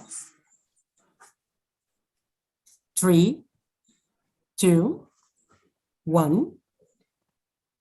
And just the final one to make sure. Thank you for your patience. 3, 2, 1. Thank you very much and enjoy your break. Excellent, thank you. So let's take 5 minutes just to stretch and then we come back at 5 to the next hour. So at 55, maybe between 53 and 55 to kickstart the next roundtable. Thank you.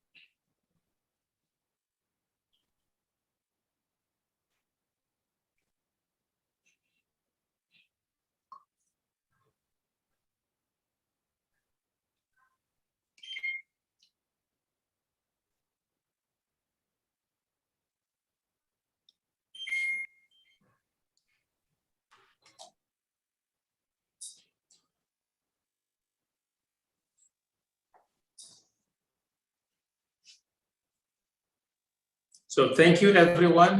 Let's get starting again. And it's the opportunity for me to also welcome and greet more of our panel members here. Rhoda, who just spoke before, we also have Professor Mohammed Duka, who's just joined us in the middle of the second roundtable, the first roundtable, sorry. It is now my pleasure to invite another member of the panel, Tom Arnold, who is Ireland's Special Envoy on Food Systems and member of the Malabo-born panel from the get-go, one of the founding members. So happy to have you, Arnold, here. Thank you, Tom. For this roundtable, it's going to be just like the one that we had before. So we'll be welcoming representatives from the different countries, whether from government or on their own, to speak on the topics on the table. So I hand over here to you, Tom. I haven't introduced our panel member, Dr. Agnes Kalibata, but she doesn't need to be introduced. She's going to have so many hats showing up here today, so I'll let you do that. So over to you, Tom, and thank you for everyone. Osman, thank you. Thank you very much indeed. It's a real pleasure to chair this session and moderate this session. And as you say, I don't think Agnes needs any long introduction. We all know her and her great achievements, both at national and at the level of the African continent. But in particular now, in her current role as UN Special Envoy for the Food System Summit, she's playing a crucial role, and she has a crucial role to play in this discussion this afternoon. So Agnes, I go directly to you and ask you what would you like to say to the 100 odd or so people who are around the continent and beyond, and always interested in listening to you? That's interesting. Thank you, Arnold, and thank you for those introductory remarks. Since you've given me the opportunity to say what I want to say, whatever I want to say, let me go to, first of all, thank the Montpellier panel and the scientific group of the Food System Summit for organizing this meeting. When we started the Food System Summit and we were asked to reach people, to make this a people's summit, I made a bet that we would reach 5 billion people. 2 days ago, a few days ago, last week, I think, we did a press meeting where we were talking about the solutions of the summit, and I was told that that particular meeting reached about 1.5 billion people. So we are getting to there in terms of moving towards the 5 billion. But to talk to the issues here tonight on our table, I wanted to just call out 3 issues, and I'm going to base them on the work I have been doing here at AGRA, because we are talking about continental matters here, and I just wanted to draw this out before I go into the Food System Summit.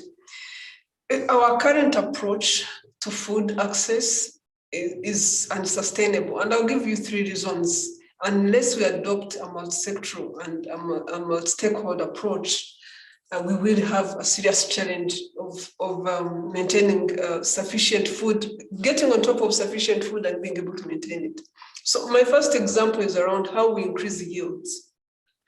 It's still true that 30 to 50% of our yield comes from depending on nature, for nutrients, for water, for everything.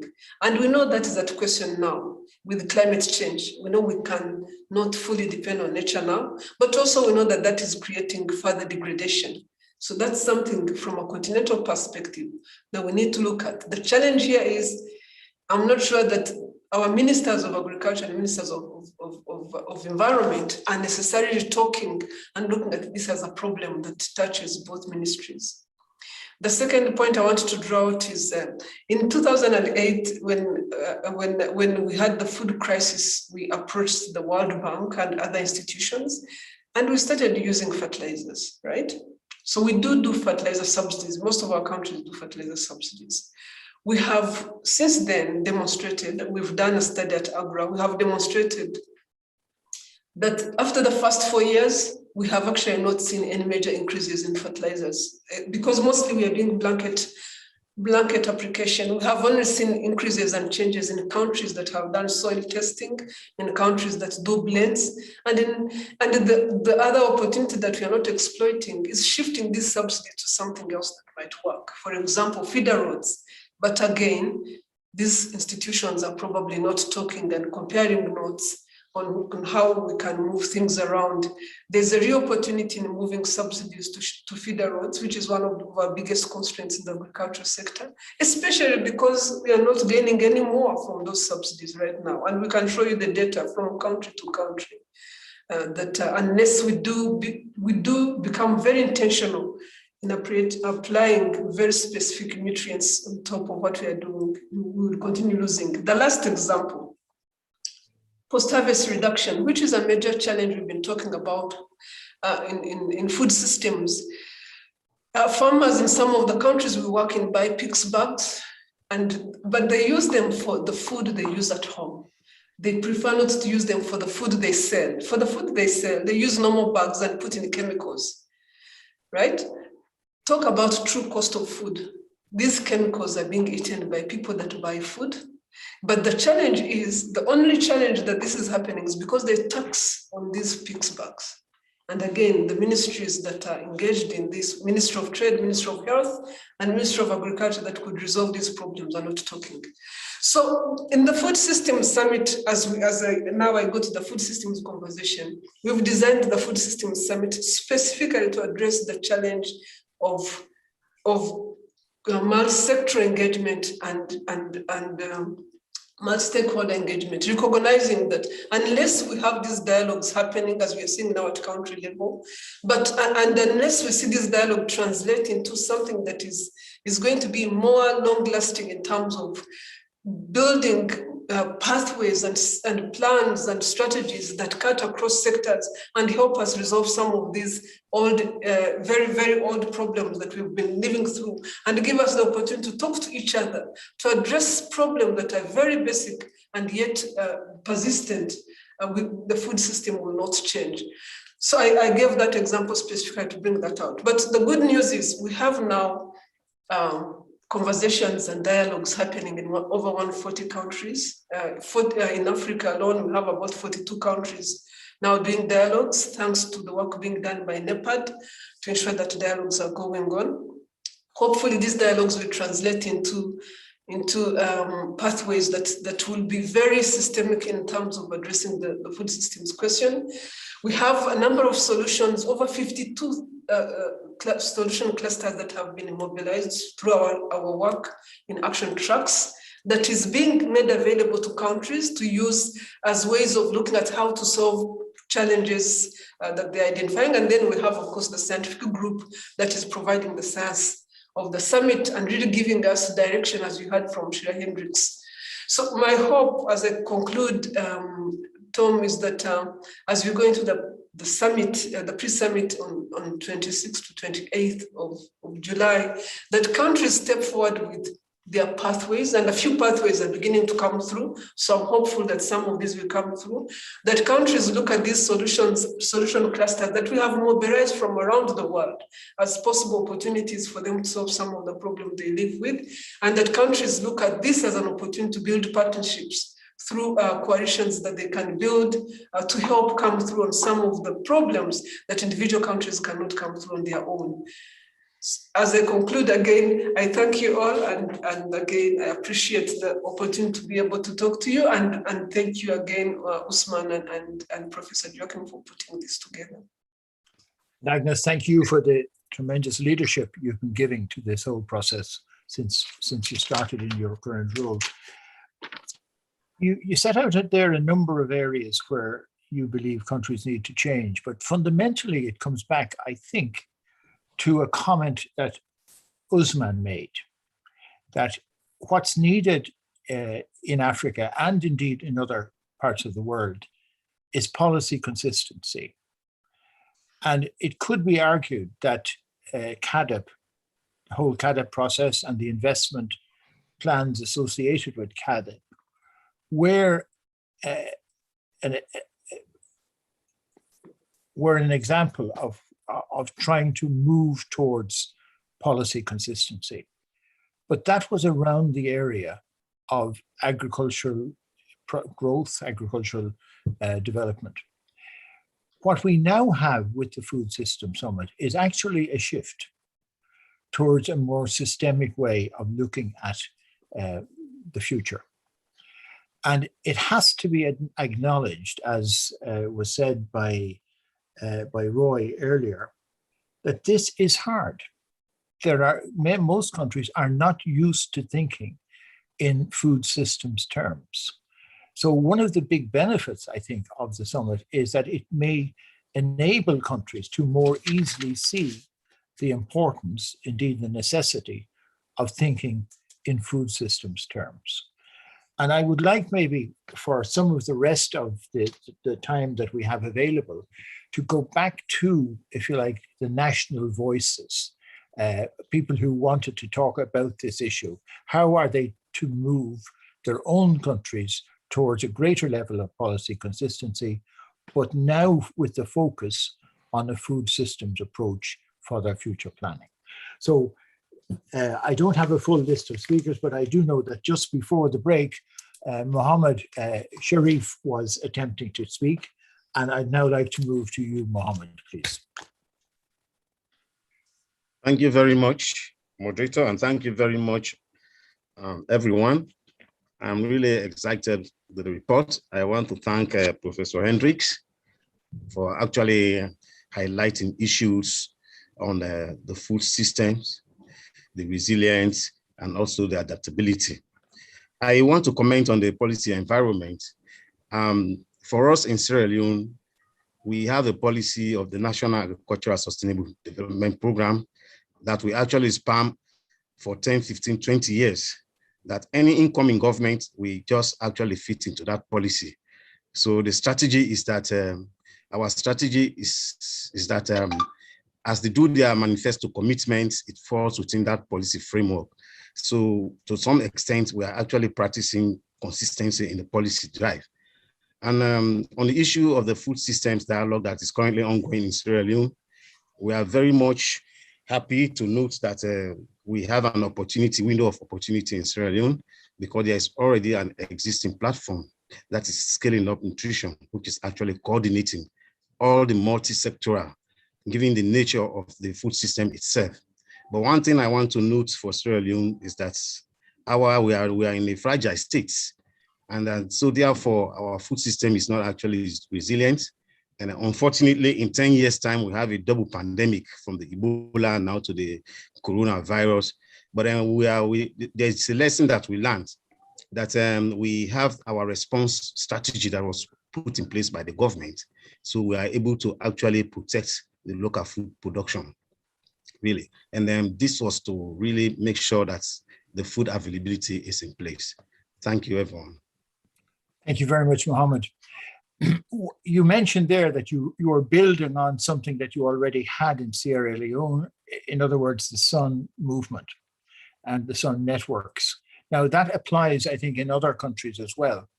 And I'd like maybe if there's anybody from Malawi to speak, because in the case study about Malawi in the report, there is the important statement that part of the wider policy framework was built on the progress made in nutrition, and part of that progress made in nutrition was indeed made on the Sun movement.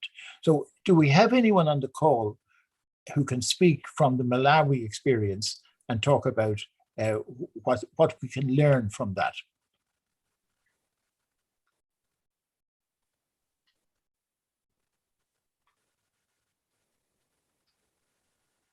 I think Ridwell Musipal is online. Yes, welcome, Ridwell. Yes, I hope now I can be heard. Yes. Thank you so much. Of course, first I had intermittent connection, and so I was unable to clearly, follow. But I can follow, I think, from the recent, speaker, is it from Sierra Leone? I think regarding, the policies in Malawi, for instance, we have the national agriculture policy. And this policy, it's such a policy that recognizes the roles of the various stakeholders, and so key in these players is the nutrition aspect. We also have trade, very crucial. In this respect, we have transport, very crucial. Then we also have the local government. We are now implementing decentralization policy. And we do recognize in this sense that in as far as implementing policy is concerned, we have to recognize the role that the central, the decentralized governments have to play. Let me return, I think, to the policy, itself. So it's a policy that it is looking at what the priorities are for the agriculture sector. And this policy that is also aligned to the Malabo, declaration, and around the 7, main areas of commitment. You realize there are also players that are involved in the implementation of this policy around, I think, the commitments of the Malabo. And so we have a governance structure that brings together players from the Ministry of Agriculture and indeed the other ministries that are involved in implementation of the priority areas of the policy.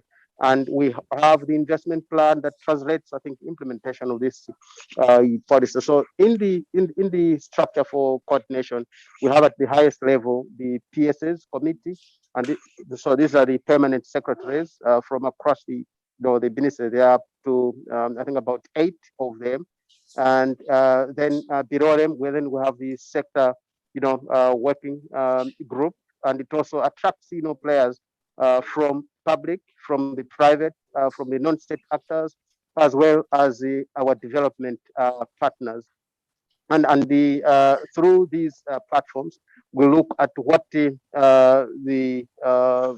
priorities are and how we are implementing these priorities. And comes a time, I think, also to review through the joint sector reviews, which is participatory, and we have to listen what colleagues in the nutrition have done in as far as implementing the national agriculture policy, is. And there are frameworks also that are drawn for specific, subsectors, nutrition, for instance. There are frameworks for trade. There are frameworks for environment, which all of these put together, they help in implementation of the national, agriculture policy. In terms of, I think, how this, would span across, the political, regimes. I mean, the government regimes. I think to our advantage, we see that I think each successive, governments that comes in, they do prioritize and realize that the agriculture is the lifeline, actually, of the economy, and so they really do not, pull away the resources from the agriculture, sector. The question, I think, is just about the quality, and this is something that I think is being discussed. How do we then improve on the quality of the expenditures within, the agriculture sector, to be able to then drive the growth, drive the aspirations of the, the policy framework. So this is an area, I think, for more, negotiations, an area for more, discussions. But in terms of the long-term planning for the country, we now have the Agenda 2063, and it has 3 key, priorities, and agriculture productivity is prioritized as one of them, and so it's productivity and commercialization. We have another one, the urbanization, and then we have the industrialization. What is clear is that the 2 other priorities, they also benefit or indeed are affected or affect, the agriculture, priority in terms of sustaining, the regimes between now and 2063. There are discussions now to put a law so that each, political party, maybe from 2025, when we're going to have the next elections, what they're going to be, bidding on will be on the same priorities that have been put forward, because there was a very rich engagement process to come up with the priorities for the 2063. I think the political parties are going to be competing perhaps on how best they would want then to achieve, what has been already, programmed. Let me discuss perhaps I think the issue of the food, systems dialogue that we are currently doing. Right now, I'm out in the field facilitating the subnational dialogue. It is very clear that we need more participation of stakeholders in this dialogue, from the national policy, framers to the local. There are interesting voices that are coming out. Some voices that seem also to actually be challenging some of the programs that are already being put up, and we see an opportunity, I think, to bring forward into the planning frameworks. At this moment, we're having to work on the 10-year implementation plan for the Agenda 2063, and we see some of these voices should really be coming into the programs, into the projects, into the financing for the priorities that are coming out of these voices as we address, I think, the question of food system. Some of the key things that are coming out is to do with infrastructure. We need infrastructure. We need to bring financing for the roads, financing for the warehousing, and also to diversify our economy. For now, I think we are cereal based, but we realize that and the voices are saying maize only cannot give us the sustainable and food system and attain the nutrition aspect. So these are some of the things, as we're going to be synthesizing, I think to be more clear on which strands then we need to put into our frameworks. I hope I got the direction clear. Thank you very much indeed. Thank you so much. That's very helpful. But I mean, I just would make the point that when you read the full report, the full Malawi-Montpellier report, and look at the 4 different case studies, there's a couple of really important things that are common. And the first one is that there's a priority, a political priority given to planning and to resource allocation for the agricultural and food sector.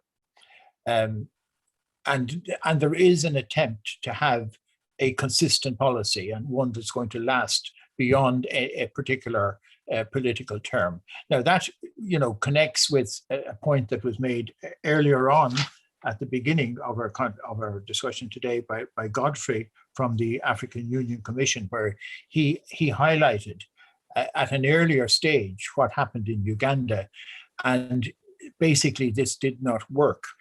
And I would maybe pose a proposition here that countries that are at an early stage in their planning for a food systems, developing a food systems approach, need to have, if you like, a realistic level of ambition as for what can be done. That they should not try to be make systems too complicated. Don't let the best be the enemy of the good. Try to identify the really important parts of the component parts of the food system, whether it's the agri sector linking with the environment, linking with health, and work on that basis. Now, I'd like to go back to Godfrey, because you've listened to the debate in the afternoon. You, in a sense, set off that debate, or partly by your own experience. What do you draw from what you've heard this afternoon? Yes, thank you so much, Tom.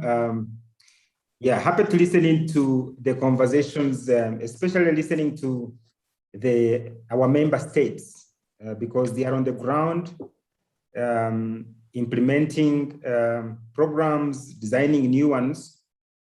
But what I'm hearing, and you have stated it really, where there is good political leadership, committed leadership, consistency in policy, you see good results. And I think that is a big lesson that we should learn from this. And what I'm happy also to mention is at the African Union level, we see also policy consistency because we have Agenda 2063 and we are not going to move away from that agenda until maybe 2064. So in terms of political messaging at the continental level, we are very clear. Our agenda is clear and all we need to do is implement in bits and pieces through the 10-year implementation plans that agenda. So the continental message is clear, stick to the Agenda 2063 and implement it as such. So what we would then also expect to happen at country level is to take a cue from the continental voice and also stick to consistent policies at country level. I liked the lady, I think she was from Ghana. She gave a good example and said, even when there is change of government and the new government, whether it is for 4 or 5 years, develops its intermediate plan, they still have to be consistent with the long-term national development plan, and there is a law that protects that. That is important. And I think that is something to learn from this discussion. And while I still have the floor, Chair, allow me to respond to Her Excellency Rhoda Musime. She did ask Usman and I to respond around what we are doing to popularize the CAADP agenda. And she's right that we see governments change, whether it is at presidential level or ministerial leadership at ministerial level or permanent secretaries. And quite often we don't keep up with these constituencies to keep CAADPizing them, to bring them on board onto the CAADP agenda. So what we are doing at the African Union Commission, we are developing communication tools.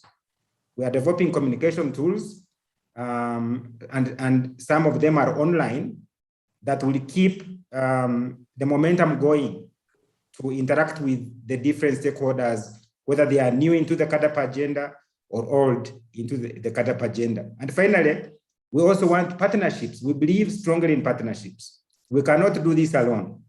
And that's why working with Academia 2063, RISAX, AGRA, and others to help us with this communication and advocacy for CAADP. It's an ongoing task, and we need partnerships to do this right. Thank you. Thank you very much. This actually brings me directly to something that I wanted to cover before we close out, and it is that if Africa is shifting its focus towards a more systemic approach towards policy, towards food systems, that is going to require then adjustments in the whole scientific underpinning of that new policy. And that's where, and I'm delighted to see Amos Lar, who I think will be able to comment on that. What do you think? How do you think the scientific community and the research community is going to have to change to support the new focus that is necessary for the future? Thank you, Tom. Yes, my name is Amos Lar. I am from the University of Ghana in Accra. So before I was actually asked to comment, I had planned to send all of you, especially the architects of this panel, a word of commendation. In that, learning from past successes to inspire future successes, as indicated by Osman at the beginning, is something that is unique. And a Ghanaian will tell you that. In Ghana, we refer to that as Sankofa. And so the second thing I noticed as very unique of this panel is the fact that they are not only naming and shaming, which we often do, a lot, but they are naming and praising. And I think some of the things that we ought to adjust, as Tom, you indicated, not only academia, but civil society ought to learn that there's a value in naming and praising, especially in settings where actors have developed what we refer to as dead goat syndrome. Governmental actors in some places, however loud you yell at them or call out on them, may not act. And we are beginning to see a phenomenon where these actors sometimes are responsive, to commendations that are given not necessarily to them, but to their peers. And so I see these as, a unique opportunity, not only for yes, academia to adjust to ensure that their approaches are systemic, but civil society can also adjust. We continue to name and shame, but we also learn to name and praise, as this panel is doing. Thank you. Thank you very much, Amos. I think naming and shaming has its role in play at times, but certainly I think a much more powerful and positive approach is naming and praising. Just before I'm going to hand back to give the final word to Joachim von Braun, Professor von Braun, the co-chair of the panel, I would like to give Agnes the opportunity to are there any last words that you want to pull together from what you have heard over this last 45 minutes, Agnes? Thank you, Tom. What I heard is consistent with the presentation that Sherry made. The facts being that we are at crossroads, that we need to make deliberate choices when it comes to our food systems. The fact being that we are running out of time. Again, like I said earlier, our food systems here, the most vulnerable food systems of the world, are also the most impacted by climate change. So it's not like we can go about business as usual and expect different results. So I think for me, what I'm hearing is encouraging in the sense that people do recognize that we need to be doing something different about our situation and that we have a responsibility, different countries, different institutions, as Rhoda Peace was calling for. It's not just countries, it's different institutions as well. All of us have a responsibility. I also believe that individually, each of us has a responsibility. So it's just about getting on that business and start working on transforming and transitioning our food system to something that is more viable. Agnes, I just want to wish you every best wish as you face into the pre-summit meeting at the end of July, and then at the summit meeting itself in September, when all the good work you've done will hopefully come to fruition. Right now, it's a great pleasure to hand over for the final words to Joachim. Joachim, please. Well, thank you, Tom, and thank you all for this enlightening and most interesting debate this afternoon. To give final words after such a rich discussion is a challenge. Let me start by doing my duty to thank all speakers, my colleague Usman, the participants and the Malabo-Montpellier panel members and our efficient secretariat that made this event possible. The speakers, Godfrey Bahigwa from African Union, Gunhild Stordalen kicking us off with an excellent statement, bringing to the floor also the demand side and the nutrition side of our agenda. Roy Steiner, partnering from Rockefeller Foundation. Tom, you mentioned already, I think this will stick, the statement from Roy, it's hard. Cheryl Hendricks, you did the hard job by excellently briefing on the report. Debisi and Tom, your able sharing brought out excellent points. And Agnes Alibata, thank you so much for being with us and speaking to us, and apparently also very clearly listening to us. My special thanks go to country representatives. I counted 12 country government representatives. Not all have spoken. That's very important from our panel perspective. Colleagues, let me just make a few points which are tainted by my role as chair of the scientific group for the UN Food Systems Summit, but also by following the political process. My first point is the Malabo-Montpellier panel likes to facilitate learning from good experiences, as Usman highlighted already. If you look at page 23, you see the case studies which we listened to from Rwanda, Morocco, Ghana, Malawi, doing well. But there are other countries who also did well in terms of food systems performance indicators, which we borrowed from the high-level panel of experts of the Committee for Food Security. For instance, Mali, Tunisia, Burkina Faso, Benin. And what's interesting is their performance with these indicators is quite independent from per capita income. So every country in Africa can do it. My second point is the summit is a UN Secretary General's summit. And Africa and the Global South has the critical votes. UN is country by country, one country, one vote, and must have the voice. The votes and the voice come together here. This is opportunity and carries responsibility for the success of the summit. Third, the summit is a meeting calling upon heads of state. It therefore is important to address big policy agenda that needs to be resolved, and agenda that includes hope and the can-do spirit, which you, Agnes, also bring to this process. I want to mention just 4 of such key items of global relevance. Number 1, end hunger and make healthy diets accessible for all, and mobilize the financing for that with innovative approaches, including mobilizing the International Monetary Fund's special drawing rights for addressing the hunger and diet problem, and with sustainability, addressing climate and COVID with the finance at scale. It's this triple agenda, the food issue, the climate issue, the COVID issue. That's why heads of state need to be at the table.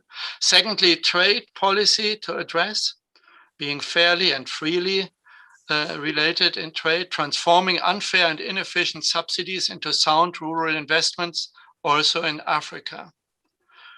Third, recognizing the key role of innovation and science for the food systems transformations, investing at least 1% of agriculture GDP in science. That is about double of the current levels in Africa. That needs to change. In that sense, also African policy needs to change.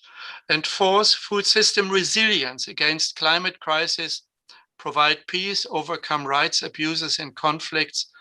Again, addressing the conflicts which create malnutrition and hunger is a head of state issue.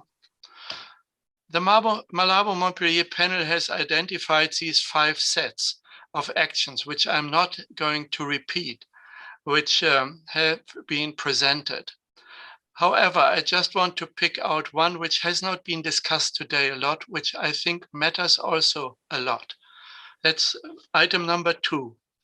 Facilitate evidence-based and guided experimentation and innovation of policies and accelerated science capacity for technical solutions supporting broad food system changes. This proposition number 2 echoes what countries who have shown success in food system transformation, such as China and Bangladesh, have pursued. And it is also relevant for the success cases which we outlined, such as Rwanda in Africa. Let me close by stressing we need post-summit processes, and we need to have a perspective beyond 2030. But first, we need to get the 2030 agenda done. We need a process with goalposts and accountabilities. Yes, accountabilities. And we need a new ethical approach to value good, healthy, and sustainably produced food, and a new ethical approach to value the people who do not have it. Thank you for your attention, and thank you for cooperating with us in the Malabo-Montpellier panel. Thank you. Thank you, Joachim, and thank you, everyone. That will conclude our event today. Thank you for your time, and please download the reports and the case studies. God bless you all. Thank you. Thank you.